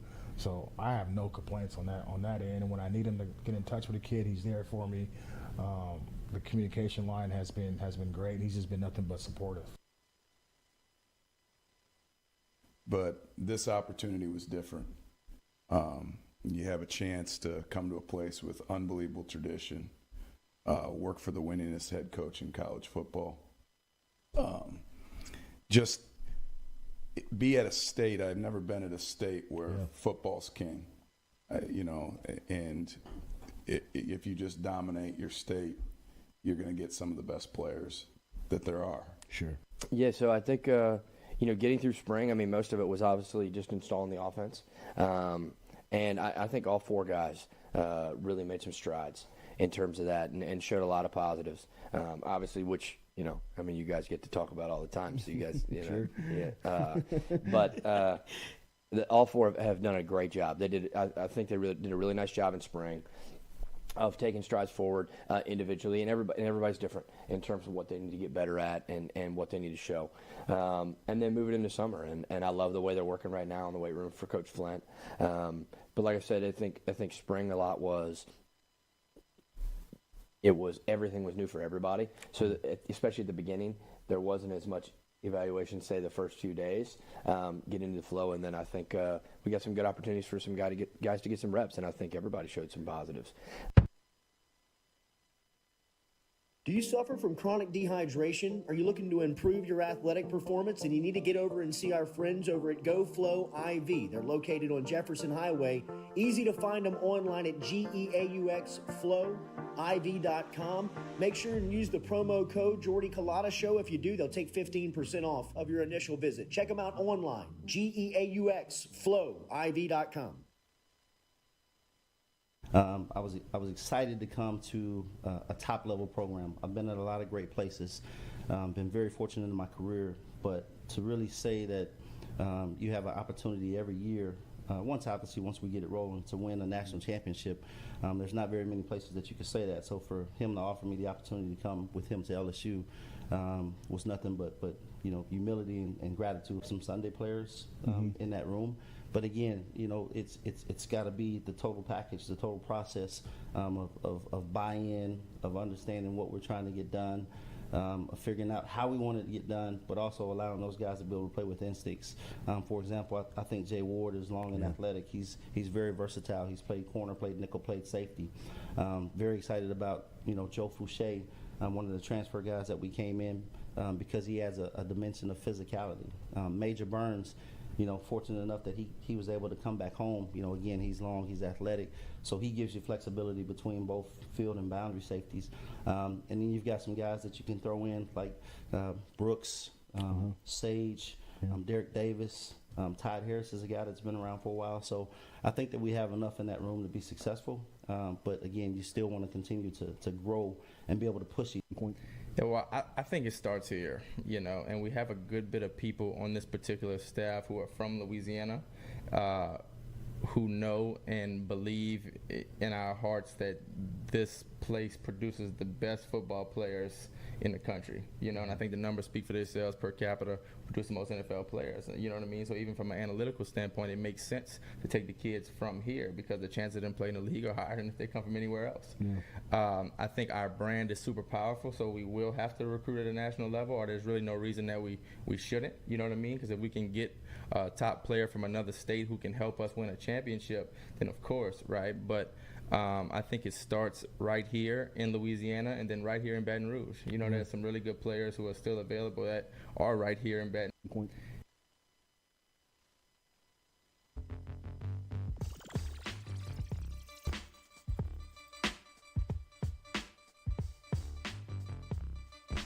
All right, welcome back here to the Jordy Culotta Show, driven and powered by Go Chevrolet, live on this Friday. Remember our friends over at Caesar Sportsbook. You see the QR code in the top right of your screen. Great giveaways for Saints preseason coming up on August 26th, and then opening to college football weekend in LSU and Florida State. If you want the tickets, you can log on to Caesar Sportsbook, get into the app. If you want to go to the Saints game, the promo code is JCSaints15. If you want to go to the LSU game, the promo code is JCLSU15. If you want to go to both, get yourself 2 email addresses, sign up twice, make a bet on each of them, and you'll be entered to win 4 tickets apiece to Saints Chargers August 26th inside the Caesar Superdome, and then September 4th, 4 tickets to LSU Florida State for the Caesar Superdome as well. Love our partnership with WAFB. Not only does it give us a chance to jump on with the morning crew each couple of times each week and be on WAFB.com/Jordy, where you can find all the content. It also gives us a chance to work alongside friends like Jacques Doucet, who we went to SEC Media Days with. And talking to Jacques, we're going to keep up what we were doing there. Obviously, last week he had Red, Rock, and Blue. This week, LSU football getting started here. But over the next couple of days, hopefully we'll have a plan of what our weekly schedule will look like. But Jacques in studio with us. Good morning, buddy. How are you? Hey, good morning to everyone. How y'all doing? Everybody, Morning, sir. Yes. Before we get into LSU football, what was going on yesterday on the practice field? Red, Rock, and Blue. Another summer come and gone, and another successful weekend, my friend. Yeah. Congratulations to you. Well, thank you. I appreciate Breck and Oak Villa for getting those turf fields, because without those turf fields, we would have never played the tournament. I don't think we even would have started. So with the turf fields, we got rain and we were able to get back on the field. So they made a $3 million investment to Oak Villa, new lights, new turf, and so we had over 80 teams, and I think we cleared the most money we ever have. So that was a great tournament this past weekend. The rain in South Louisiana over the last 3 weeks. I mean, it's Armageddon type stuff, bro. The water table is totally saturated. It's crazy. I think it's rained every day for the last 3 weeks or something like that. And not just rained. Right. It's been torrentially downpoured. I mean, like into the earth type stuff. JD, you had to love to see the access that we are getting as media members here to the fall camp of LSU. You are you're one of the ones that fights the fight every day, bro. If there is an event, JD is there. I mean, if John Brady was saying it in the mid '90s. I mean, Jacques is at everything, and now you don't miss a second. You're everywhere. Right. Look, Butch Cobble's here. We're either getting fired or did something good. But this access that Brian Kelly first camp, what do you make of this? I was thinking about it on the way over here. In my over 2 decades at Channel 9, I don't think we're ever going to have a better grip on the team going into a season in terms of who can do what and who's going to be playing and all this and that. And that's one of the things that I love about college football is the mystery going into the season opener. There's so much mystery where you don't know what's going to happen with the team. But we're going to get to watch both of the scrimmages. You know, I was like, whoa, I don't want to overstate something, but that's major news. I mean, I almost wanted to ask him, like, are you sure? Yeah. Right. Is this a typo? Is this copy and pasted from the spring? Because when we got to watch in the spring, I was like, wow, this is a lot different. So now we're not going to go to another practice until Monday, I think, but we're going to get to, I think, interview all the coordinators before the year goes. Take that for granted over here with the dynasty you got going. But, you know, we get to talk. I hear it in their voice. Where you get to talk to the coordinators. And so, yeah, I mean, it's going to be you know, I think we're going to have a decent grip on who the quarterback's going to be and who can play and who can't. And so, yeah, I'm looking forward to the access a lot. And so even yesterday, I don't know if you remember last year, but it was like every afternoon, it was like a perfectly timed pass to a wide receiver. Some storm would come in. And, practice is indoors. No media access today. I know you guys are in the parking lot, but look, we're not going to let you in today because of the rain. That happened like a week in a row or something like that, 9 or 10 practices. And so yesterday they let us in. We're up on the catwalk and got to watch a little bit of practice. And so, any takeaways from day one? I mean, is there anything that you can take away and kind of put towards an opinion of what they will look like come fall? Well, I think one thing that stuck out is I asked him about Keyshawn Butte, and he said this is the first time he's ever seen him practice because he didn't practice in the spring, obviously. And he said he's still learning to practice. He said he was 1 or 2 times I had to go over and talk to him. Hey, got to raise your level up a little bit. But then went on to really compliment him and say he's totally invested. He's worked so hard. And he did say, I think he's got a shot to be the best wide receiver in the country. And I definitely think it's not too much pressure on the guy to say that he could be a finalist for the Blitnikoff. I think he would have been one last year if he wouldn't have got injured against Kentucky. He was on pace. So that was a big takeaway. I think you and I talked at SEC Media Days. You had said that Coach Kelly had done a great job at slow playing this quarterback competition politically to the public. Yeah. And I think he took another step yesterday. Right. Saying, hey, look, guys, there's not going to be any separation here until the 7th practice or so. Not until we get into 3rd down I think that's the way you say. Like the first few days, it's first down, it's second down. So not till we get to our third and long till we figure out, okay, who can make a pass on 3rd and 10 or 3rd and 5. So don't be coming out here with the microscope kind of watching. So the 7th practice takes us to August 11th or something. Right. So maybe no one transfers. Just keep going. Just keep reeling you in. Just keep just chasing the bait. But to me, that is almost a test within the test that he has passed up to this point to get to yesterday with all 4 of them intact. Yeah, that's true. That's true. I mean, I still remember the Joe Burrow camp in 2018 when 2 of them left. I think it was McMillan. Who was the other guy? Narcisse. Yeah, I think you're right. 2 of the 4 left. But, and Trey Bradford no longer with the firm. I think the guy's been given every chance in the world. Yeah. I don't like it. I mean, every case is different, so I don't want to. But when a guy leaves the program and then you take him back, I don't know if that's always a great idea. Now it's funny. I was going back in the spring. Coach Kelly was complimenting Trey Bradford. Said he's learned how to practice. He's made a lot of improvement. I mean, those little drills they were doing, I mean, they let the running backs run through or whatever, but he looked like he had a nice stride, looked strong and everything. And, I mean, I remember that huge Florida upset in 2020 when they were the, 27-point underdog, Max Johnson's first start. Trey Bradford played a big role in that game. But, separated from the university. That's the first time I've heard that wording before. That was a new way of saying, this guy got kicked out or whatever happened. So. Severed the ties.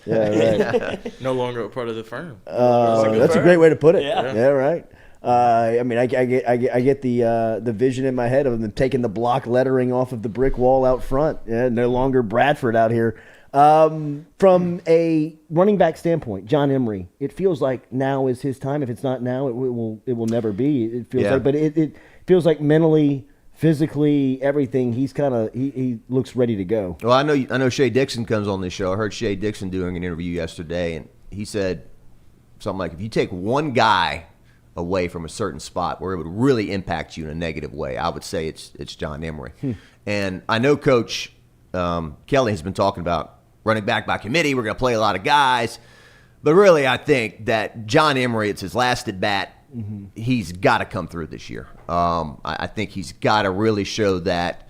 I know it was Vanderbilt, but you remember 2020, some of those runs where he just really okay, there's the electricity. The Alabama run. The Alabama run, up the sideline in Tiger Stadium. And so, this is it for him. I mean, I thought he looked in shape yesterday. I thought he looked good. And obviously coming off, something that we never see, a guy academically ineligible for an entire season. So, I know running back by committee has sometimes worked. I've been talking a lot about 2020 this year, but I remember 2020 where they're trying to, Chris Curry and Tyron Davis-Price and John, it just didn't work. Now, I think the offensive line had a lot to do with that, but maybe there is a way to play a lot of different guys, keep them engaged. Okay, I know I'm in the game plan. I know I'm going to get 4 or 5 touches. But then there's always the guy that says, "Hey, coach, man, I can't get by on 5 or 8 carries. I need 15 before I'm really juiced up." So it'll be an interesting dynamic. But I'm rooting for John Emery, just like Miles Brennan, kind of a similar story. Guys that have been there a long time, and they really need to emerge this year. Although maybe one of the other guys is going to be the quarterback. I don't know, but for this team to be successful, the most impressive thing that they've done to me, in my opinion, is rebuild the offensive line to where it is today. I don't know how competitive it is on a 12-game SEC schedule. I don't know, but it looks as if the options that they have provided themselves are a lot more than I thought that they would have at this point in what they did in the transfer portal, and even the 3 rookies that came in Bordelon, or even 4 in Fitzpatrick, and then, obviously Emory Jones and Will Campbell. How do you see that shaking out? And there's a lot of competition up there that I think is going a little unsaid just because of what's happening at quarterback. But. Yeah, I think his quote yesterday was, typically we've got something written in sand at least or in pencil. We don't even have that. I mean, it's just wide open on that offensive line, and there are a lot of talk about cross-training guys in different spots. Got some massive men. I mean, Will Campbell, even the fans who saw the video yesterday said he looks bigger than he looked in the spring. I agree. I thought he did too. Does he look bigger than when we saw him at walk-ons in June? Does he even? Just in pads. You know what I mean? Like to see him in that setting and more, it's around his peers. It's really like standing next to the people, like these guys standing next to him are all enormous. Yeah. And he's swallowing them. I mean, it's just, it is, Yeah.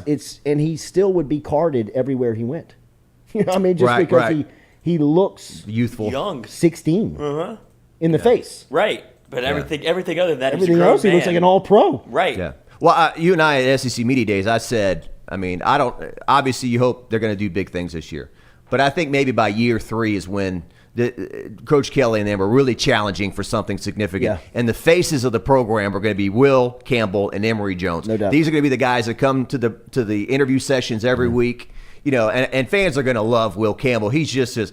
Oh, well, sir, I'm just doing the best job I can. I mean, you know, he's just so, like, you know, downplays everything about him being like a first-round draft pick and everything. I got a lot to learn. Hollywood casting of the North Louisiana 5-star prospect.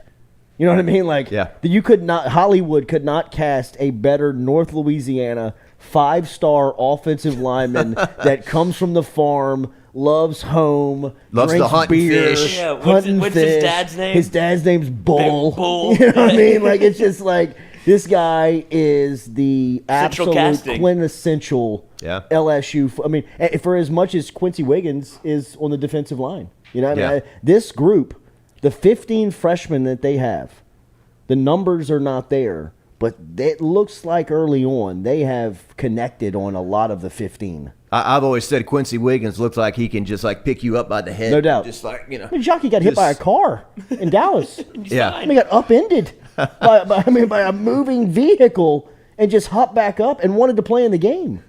I mean, like, you know what I mean? Yeah, he's a freak of nature. And Coach Kelly also mentioned Emory Jones yesterday, talking about him. So, Tremont Shorts and Miles Frazier, these guys that came from smaller schools, that's always the challenge. You know, can I count on you in the swamp? Can I count on you in Jordan-Hare Stadium, first road trip, October 1st or whatever?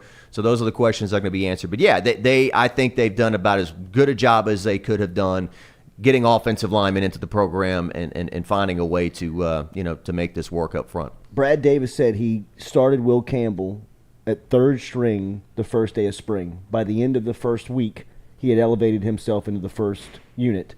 I think that they're probably taking the same approach with Emory Jones. Do you think he starts game 1? I don't know if he starts game 1. I did read the article in the paper today where, you still got some local kids like, Cordell Thomas and Cam Wire that are getting mentioned and whatnot. But I mean, I could see it. I could certainly see it right off the bat. I could certainly see him starting. I mean, guy wants to be here. Guy loves LSU. Guy grew up in Baton Rouge. Hard worker. He and Will Campbell are like that. I wouldn't be shocked. Yeah, for sure. When you see the wide receivers outside of Kayshawn on this team, I thought yesterday it really was evident of how many playmakers they had. Besh wasn't even there. You know, I mean, when you think about shin splints or something, he's on a bike. When he comes back, what that 3 wide receiver role will look like, and you've even got Jeray Jenkins that's up there with the first unit. That makes sense, right? I mean, like it would make sense if he was out there play 1 versus Florida State. Yeah. How do you like that position behind Kayshawn? Well, I definitely think Jeray Jenkins may not be one of the flashiest or, be the burner or whatnot, but I definitely think he's going to be one of the top leaders on the team.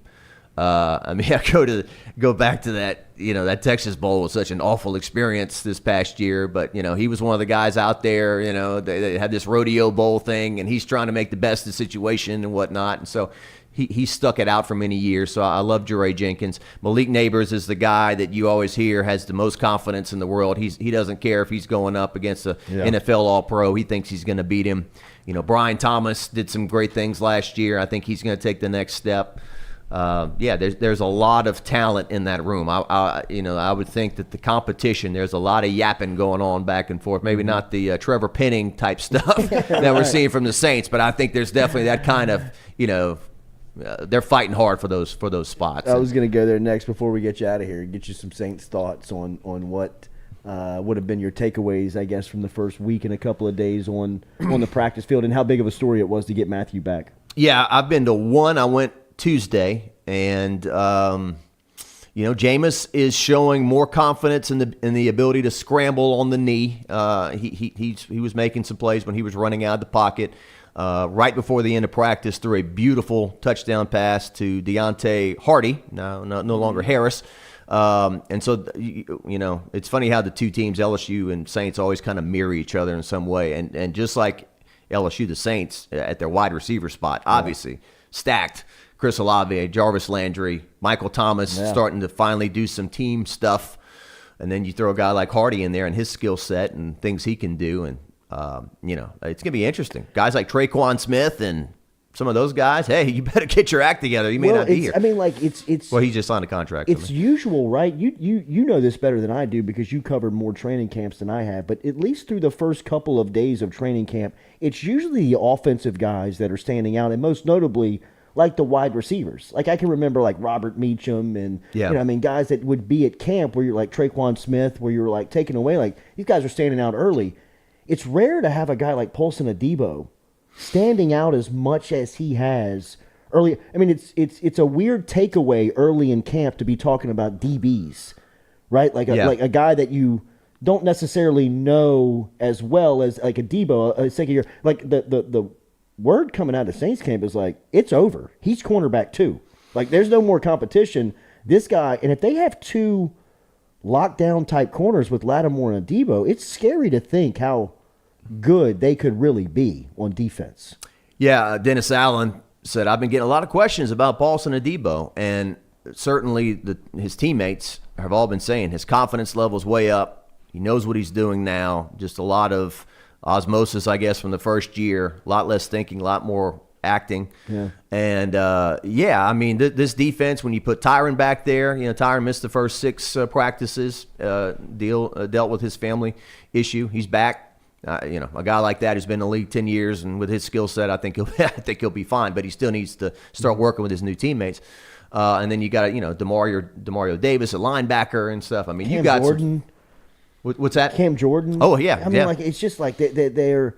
It's scary to think how good they can really be if Adebo is as good as they believe him to be early on in this training camp. I mean, I know it's the third day in pads. I mean, I don't want to say they're Super Bowl favorites with this defense, but if Adebo can lock down a side of the field and you've got Lattimore working the other side with Marcus May and Tyrann Mathieu on the back end, with what they've already done in the front 7, it's like, damn.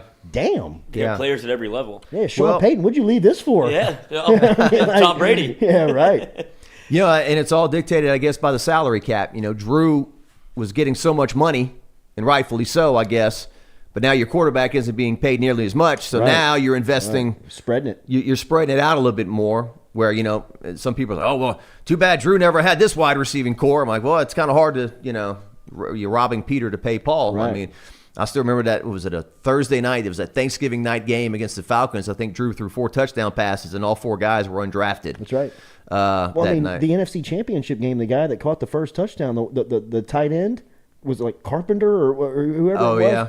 Yeah. Like the guy, I mean, never heard of him. That's the only game you ever saw him again? I never heard of the guy. But I mean, if you want to give him wide receivers, you got to take away offensive linemen, right? I mean, you had to keep him protected. What do you want? You want Jari Evans or you want Robert Meacham? It is crazy to me too. I think I read this yesterday that Marcus Colston is not eligible. It's crazy for the Hall of Fame because he never made a Pro Bowl. It's crazy. So it's wild.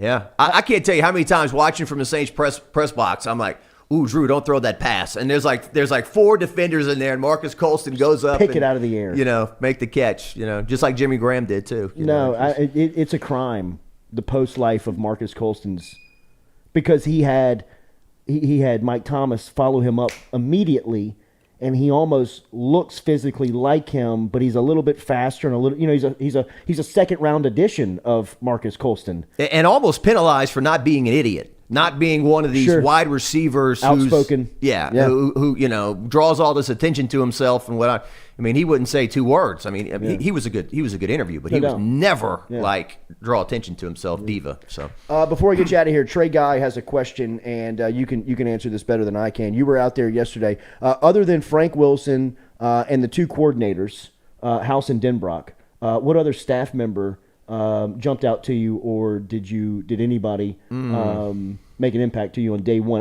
There's so much to take in on day one Did a staff, did a position coach jump out to you? Well, I'll just say this.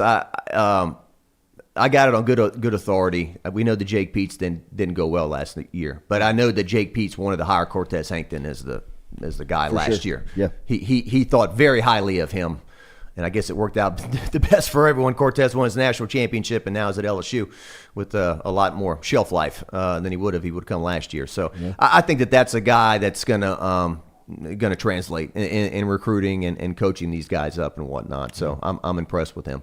Jacques Doucet, of course, you can find him on WAFB sitting on the desk 6 and 10 o'clock. What's your schedule like? LSU is doing player interviews tonight at 6:30. Okay. So we'll have that tonight at 10 o'clock, and I'm sure we'll have something good at 6. And we're continuing to preview high school football. Southern Jags, Kevin Baptiste is probably out on the Southern practice field right now, keeping up with Eric Dooley and company, LSU's second opponent. So that was great B-roll he had from the practice field yesterday. He was standing right behind Dooley as he was addressing his team. I mean, it was chewing them pretty good. It was really good content. And as we introduced at SEC Media Day, our relationship and our partnership with WAFB gives us an opportunity to work alongside all of the great people over there, including Jacques. And it was fun to travel over to SEC Media Day with him and send some content back home. We'll be doing that throughout the football season here in studio and back in at WAFB headquarters, and we're really looking forward to it, man.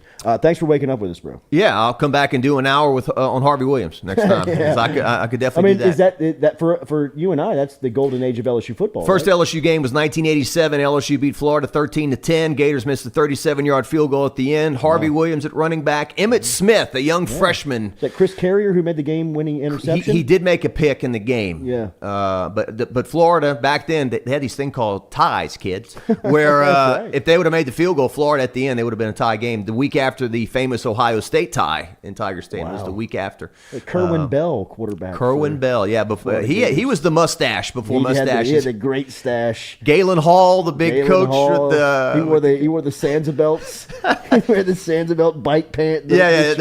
What Condon used to reference with the LSU fans. You got the purple bike shorts and he had the blue. Pull your orange tube socks up and your Sansa belts.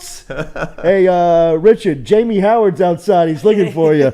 Jacques, great to see you. Thanks, buddy. man. Appreciate it. We'll be back with more of the Jordy Culotta Show, driven and powered by Go Chevrolet. Don't forget, daily, we're brought to you by our friends over at Edward Jones. Go see Daniel Newman today. He's located out in Central. Let him help you out with all of your financial questions that you may have. If you have financial questions about 401k, investments, and as we always remind you, if you're within the industrial sector down here in Louisiana or wherever you're listening to us, whether it's Houston, Lafayette, Baton Rouge, New Orleans, anywhere that you're catching this program, let Daniel Newman help you out. Daniel.Newman at edwardjones.com. Daniel.Newman at edwardjones.com. We'll be back. Nathan Velasquez will be here. We are also eating this morning. Compliments of our friends over at Iverstein's for our Foodie Friday. Josh is over here. We'll find out what's on the menu before we get out of here at 9 a.m. Make sure to hit that like button, share button, comment button. More Jordy Culotta Show rolling on. Compliments of Go Chevrolet.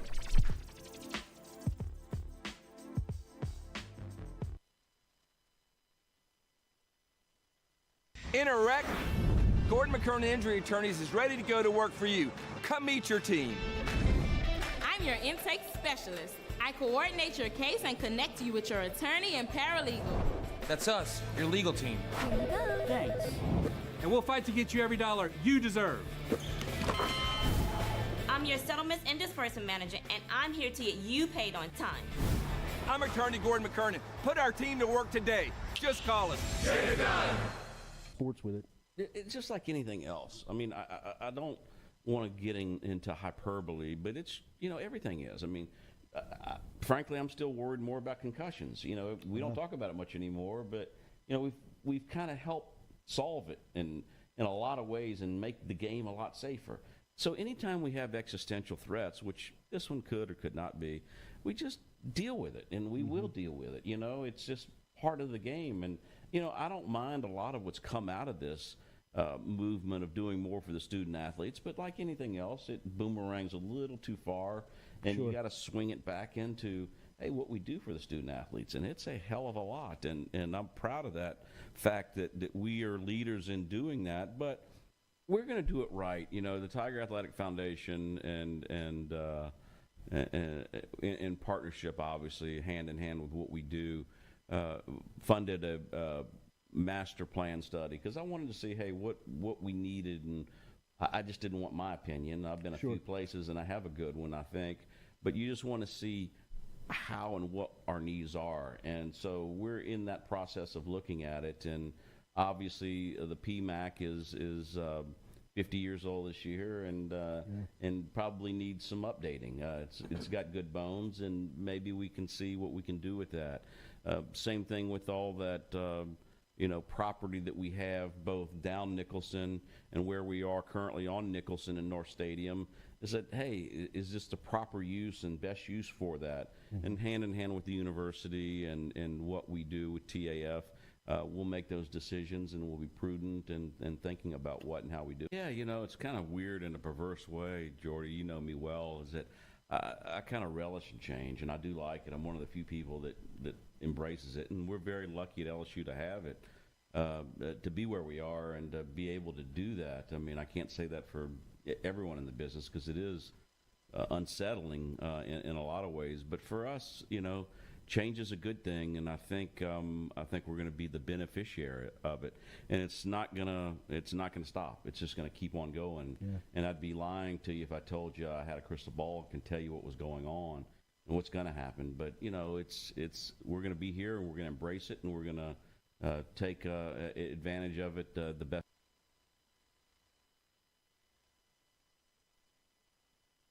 I was embarrassed about my smile.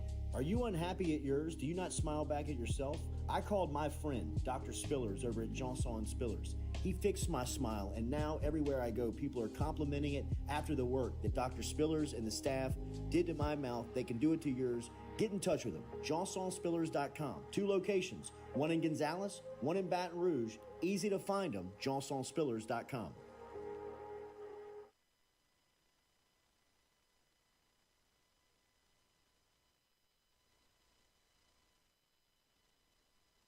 Red Stick Sports, a local staple in Baton Rouge to all sports fans, was founded back in 1981 and has remained a family business for over 40 years. Today, they still have the great selection on the floor, but they're also a leader in custom apparel for businesses, sports teams, and other groups. Take it from us, everybody over here at FM Digital Media. They help us out with all of our apparel. Let them help you out today. Go ask for Cody over at Red Stick Sports.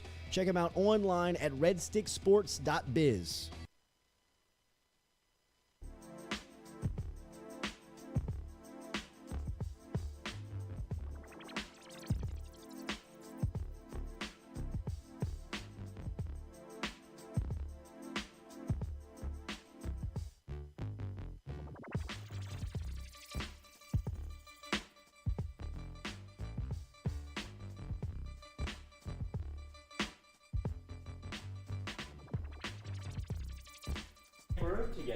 Welcome back here to the Jordy Culotta Show, driven and powered by Go Chevrolet.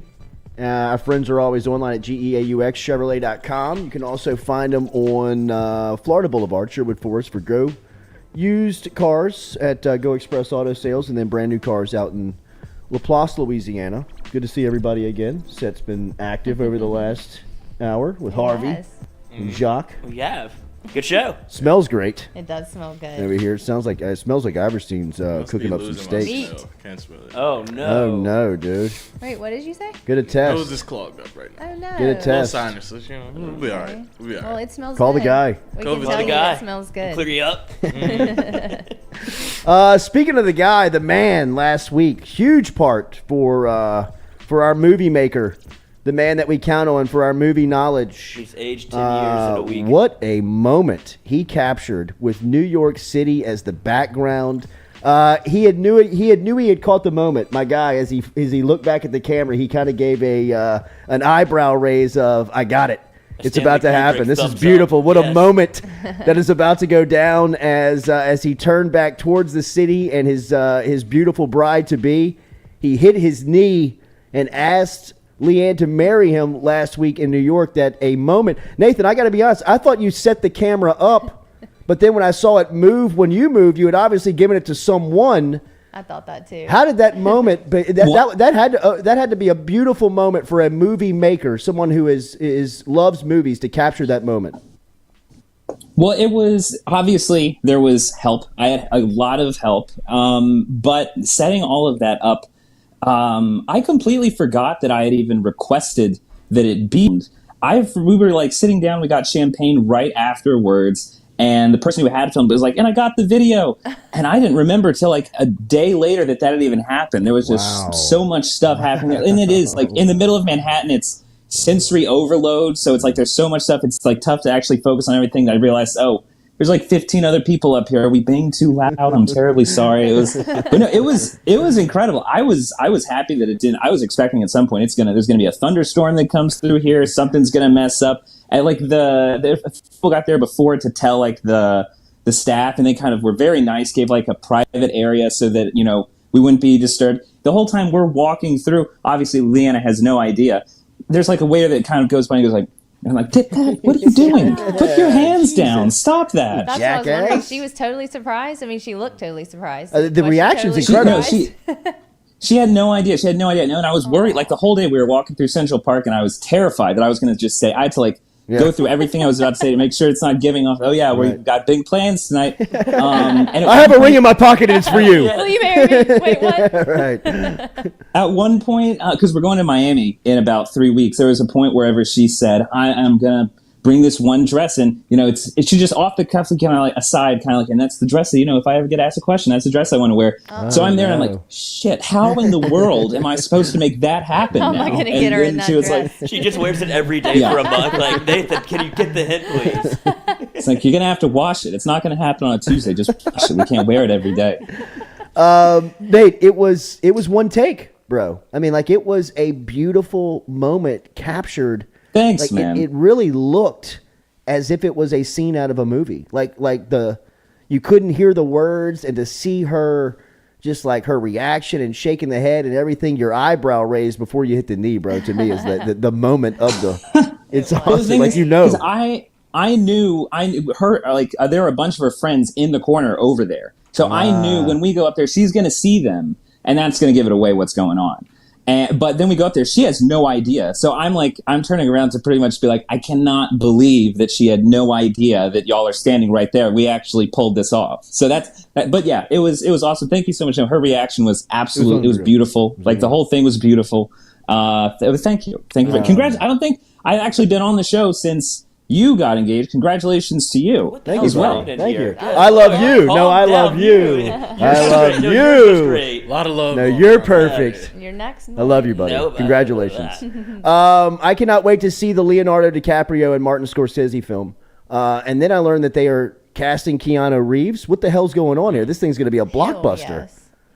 Yeah, so this is going to be a Hulu TV show, a limited series that's coming out, based on the 2003 novel Devil in the White City, which if you have not read the book, fantastic book. It takes place in the late 1800s during the Chicago World Fair. It was essentially It was a few years before, like, France had one. They were unveiling the Eiffel Tower. It was pretty much France was like the center of the world, it seemed, and America wanted to do the same. So the book follows two stories. It follows the architect that's kind of putting everything together in Chicago. And then it follows just a few blocks away. His name was H.H. Holmes, who's known as the first modern serial killer. Wow. He set up a murder castle. Literally, he created this very creepy building where people would go stay there, and then they would just be eaten into the building, essentially. Like, very, very scary stuff. I love it. I can't wait. So it's not when it. Oh, no, it's going to be awesome. Like Leonardo DiCaprio, Martin Scorsese, like that feels like the perfect team to take a project like this. But they didn't say who Keanu Reeves is going to play. So, read the book, you see that following the architects that are making the World Fair happen, the huge part of the tone and the story. So, is Keanu Reeves going to be the serial killer or the architect? He's the architect. I'm reading it right now. Oh, yeah, that's Burnham. good. Oh, Daniel really? Burnham. They did? They said? Yes. Well, People Awesome. Magazine Well, then who? is my source. Oh, okay, perfect. They're very Do you reliable. have somebody in But mind? who's going to play? Do you have somebody in The mind serial that fits the killer, serial yeah. killer? I mean, I was wondering if maybe Leonardo DiCaprio would do that, but I also feel like that. I don't know if that would really work. I don't know. Like, if you look at photos of H.H. Holmes, for some reason, we talked about him last time. Cillian Murphy kind of comes to mind. He's got kind of he looks like a gentleman, but he can also have that like lanky, creepy figure that you might have from someone who's a little bit too mysterious.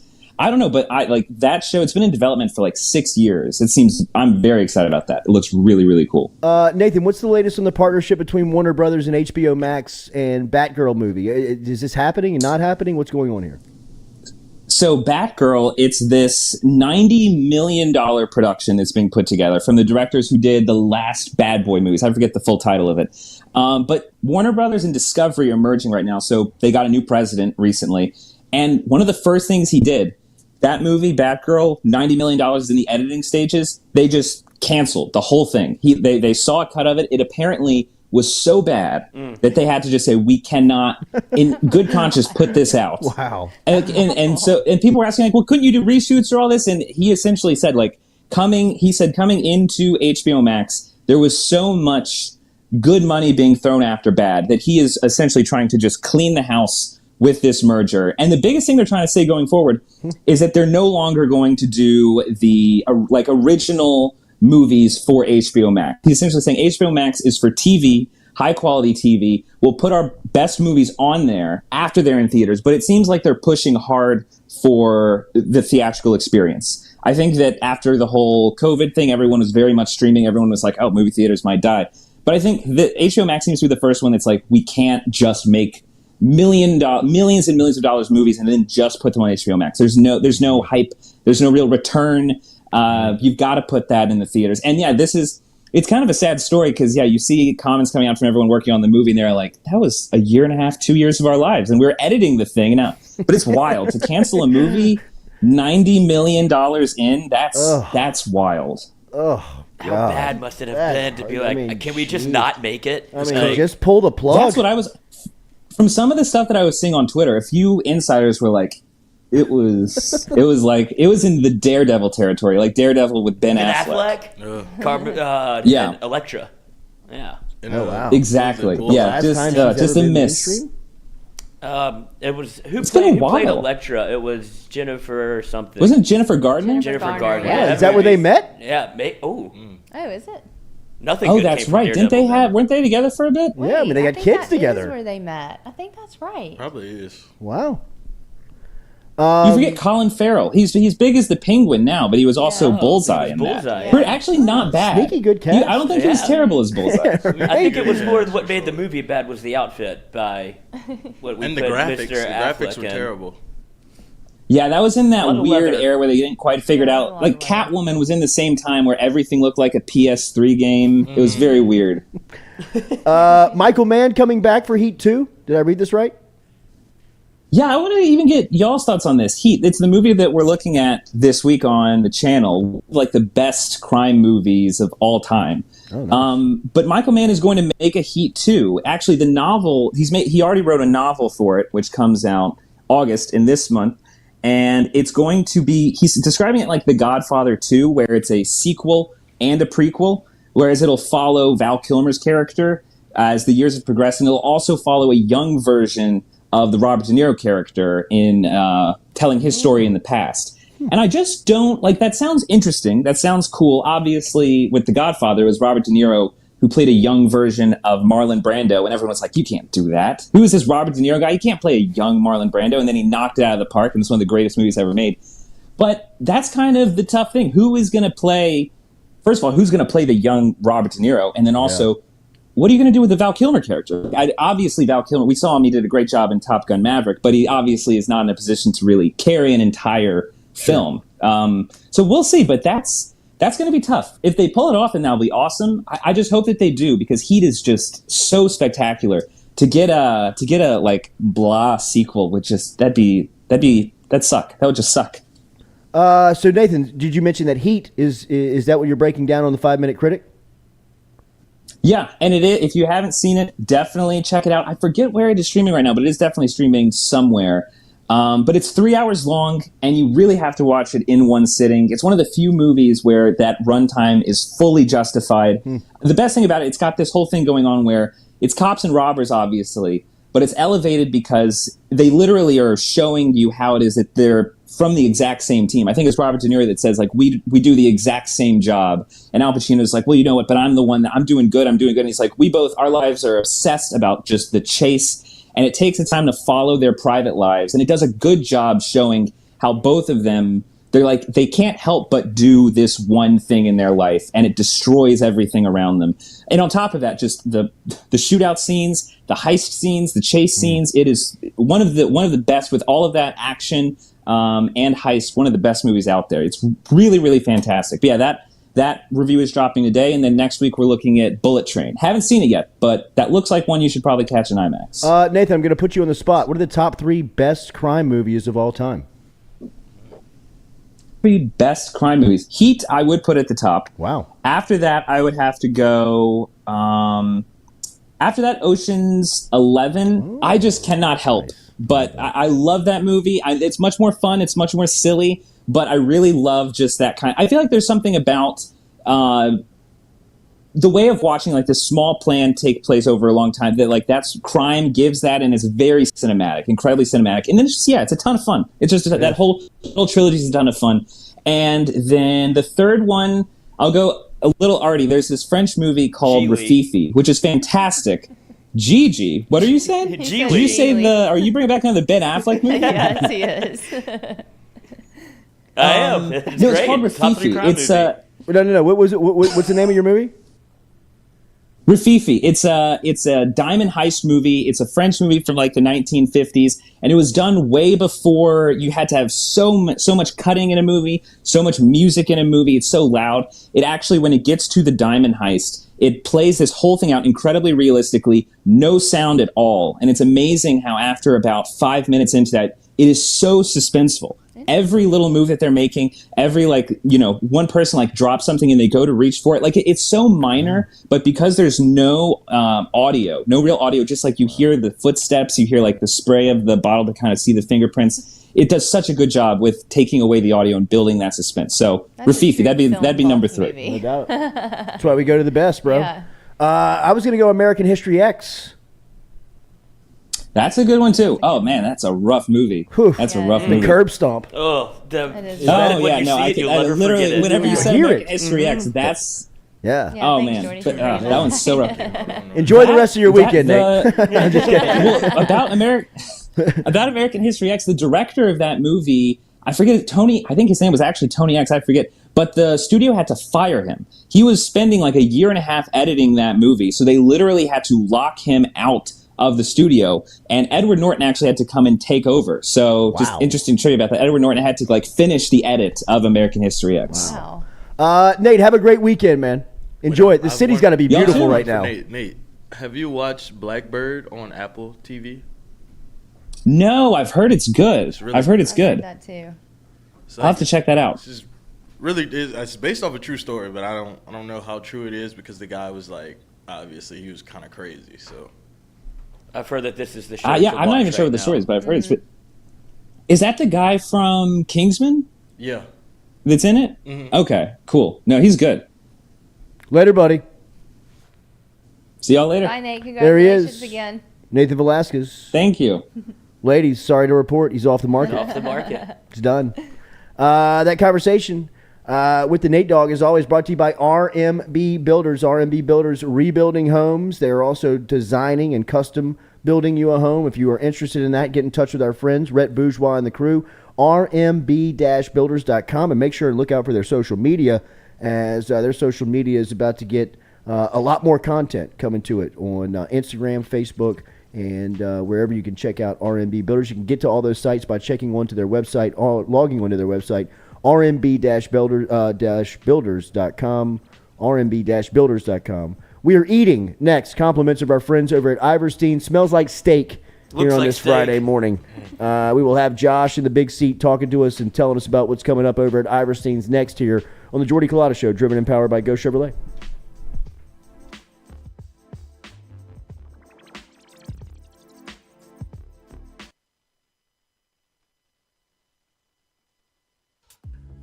We love the crew over at Fresh Chef Kitchen. Chef Shane and his crew dropping off the meals every Monday here to FM Digital Media, whether it's breakfast, lunch, dinner. Me or the crew's going through our meals over at Fresh Chef Kitchen. Their weekly pre-order freshly made meals, or you can walk into the cooler over there on Airline Highway. They have that fresh, same service over there at Fresh Chef Eats. FreshChefEats.com is where you can find them online. Fresh Chef Kitchen. Tell them you heard it right here on the Jordy Culotta Show.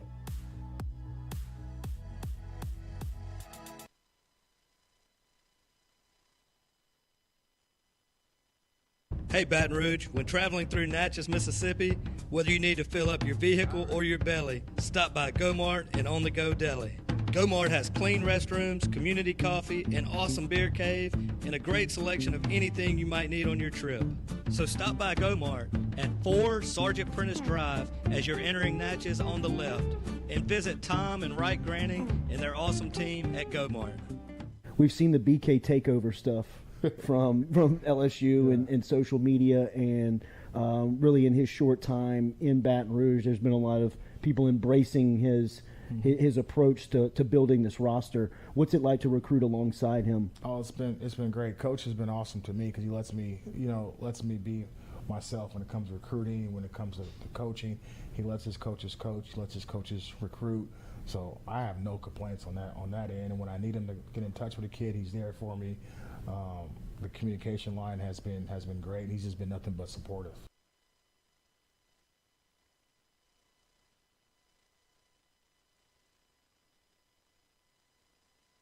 But this opportunity was different. You have a chance to come to a place with unbelievable tradition, work for the winningest head coach in college football. Just be at a state. I've never been at a state where football's king, and if you just dominate your state, you're going to get some of the best players that there are. Sure. Yeah, so I think, getting through spring, I mean, most of it was obviously just installing the offense. And I think all 4 guys really made some strides in terms of that and showed a lot of positives. Obviously, which, you guys get to talk about all the time, so you guys, Sure. Yeah. But all 4 have done a great job. They did. I think they did a really nice job in spring of taking strides forward individually, and everybody's different in terms of what they need to get better at and what they need to show. And then move it into summer, and I love the way they're working right now in the weight room for Coach Flint. But like I said, I think spring a lot was everything was new for everybody. So especially at the beginning, there wasn't as much evaluation, say the first few days, get into the flow, and then I think we got some good opportunities for some guys to get some reps, and I think everybody showed some positives.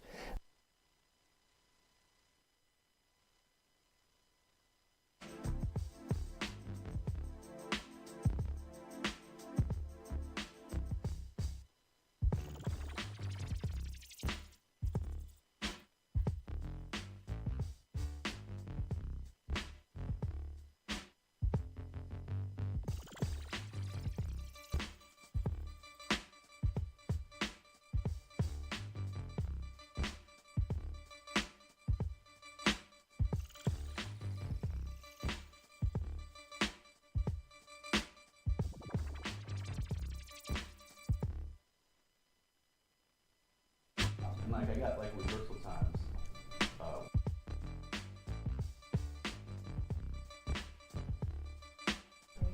Welcome back here to the Jordy Culotta Show, driven and powered by Ghost Chevrolet. We are, so much more than a butcher. Bundles is here, bringing you your meats this week. That's right. Yeah, man. We are eating on some, is this grass-fed? Yeah. What do you think it is?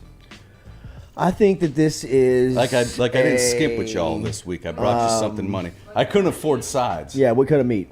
Hanger steak? Tenderloin. Yeah. Like I was going to say a strip. You've had a couple pieces. What does it remind you of? Guess we got a strip. Like sirloin strip, I guess. Sirloin strip. Tenderloin. Wow. Stu, you got a guess? I don't. No? Stu's a college kid. He's just fucking eating. Yeah. Yeah.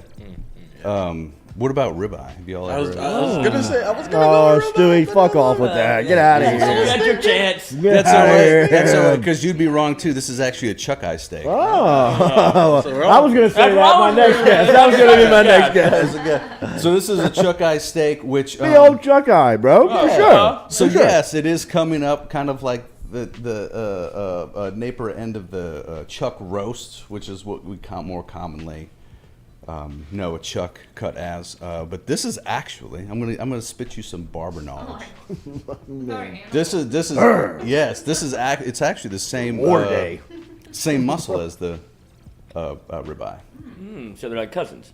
Yeah, and the strip. So technically, you weren't wrong. We were all It kind of goes from the back of the neck all the way around the loin. It's one muscle. So of course there are other tissues and things that connect it, Wow. but like this chuck eye is kind of your center muscle of. Me and Lloyd watched a video on how they kill the beef yesterday. Oh, it wow. was a slaughter. Yeah, the guy's just walking around his ranch, just like slaughtering. Just taking them out. Cows. Just, Wow.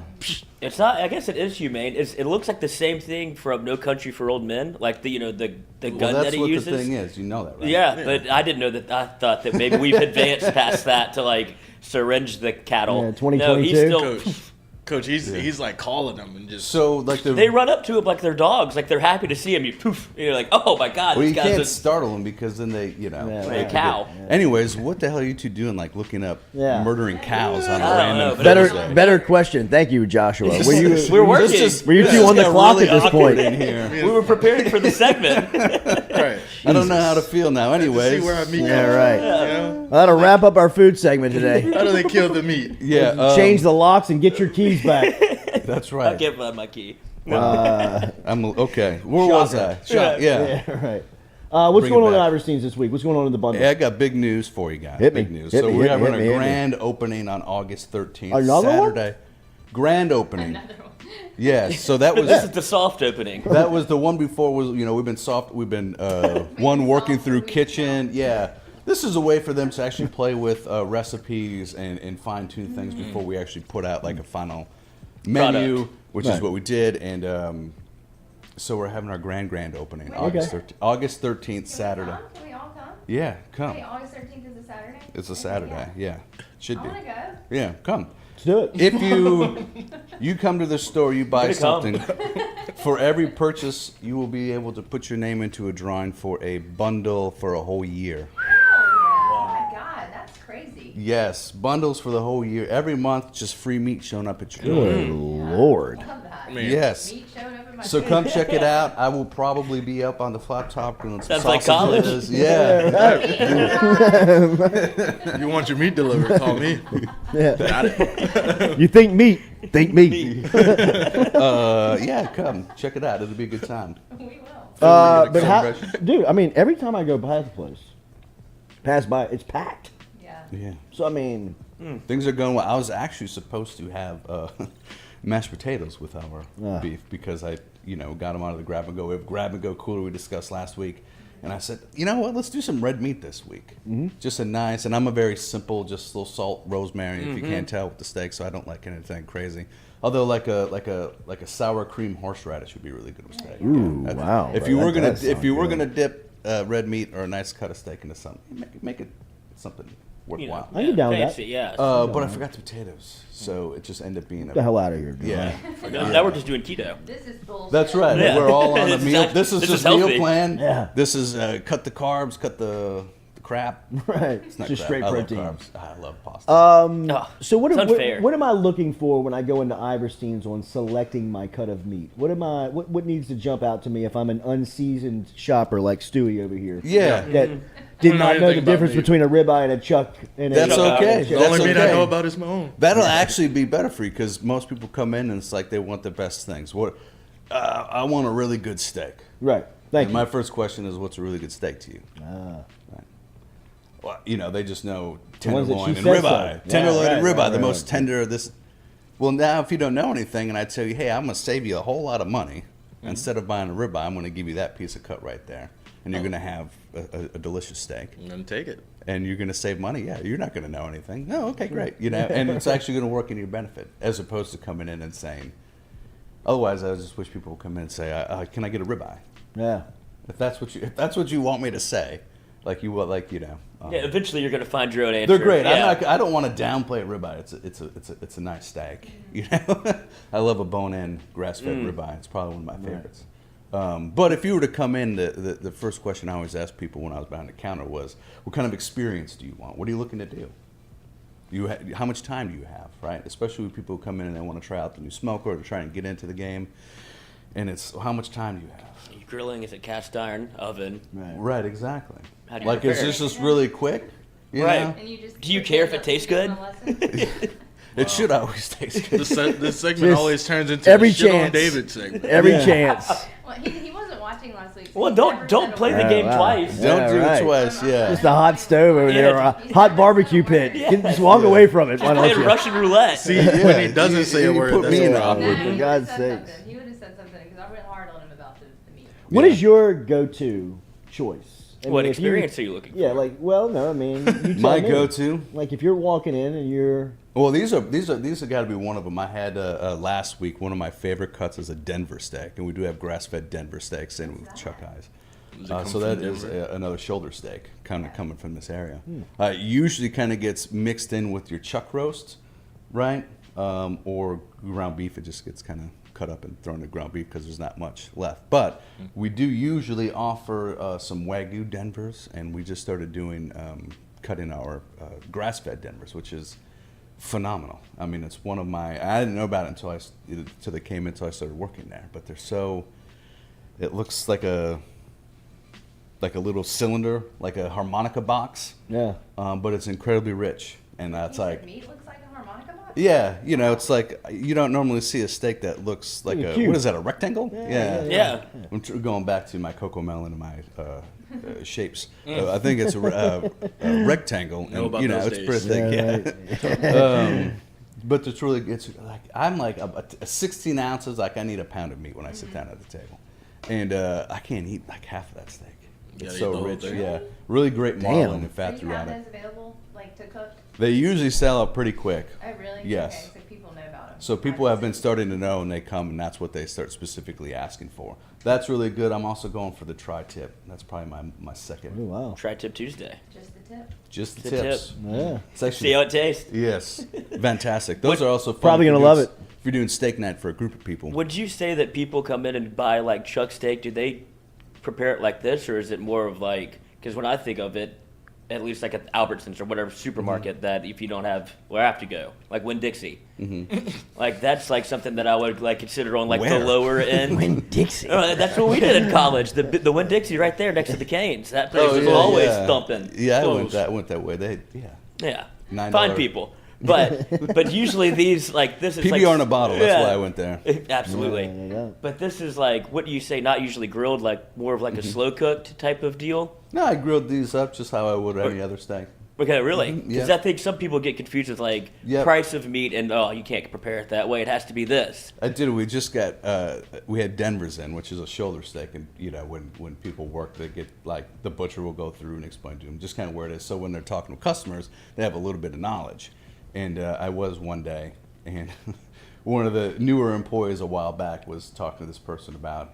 He no longer works there, but he was talking to this. I think that's his, Yeah, he was talking to an employee, and I'm just kind of packaging. He's talking to a customer about the you know, yes, it comes from the chuck, so you want to make sure you slow cook it for about 2 hours or so. And I just had to stop everything and go, and I'm like, No. sir, if you cook that steak for 2 hours, you're gonna have the worst experience of your life. Have you had a truck tire? Yes, just cook it how you would cook a steak. If you like yours medium rare, cook it medium rare. If you like it done.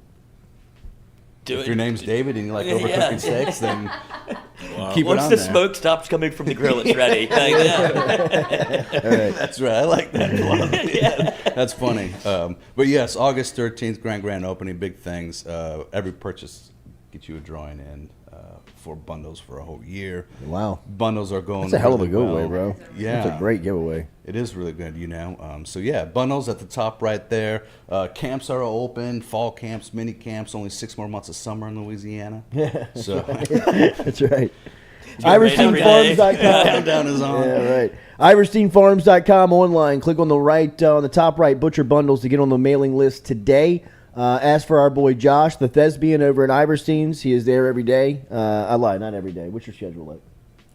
I'm just the bundles coordinator, so I'm on the road making the deliveries and putting the bundles together. So I kind of pop in. So you're rarely not a lot of FaceTime. Not a lot of FaceTime in the store. Butcher Bundles, available online at iversteinfarms.com. Make sure and check it out there. Thanks to everybody for interacting today. Chance Babin inside the chat. I saw Darrell Williams on the beach in Panama City with a Speedo and a python. No way.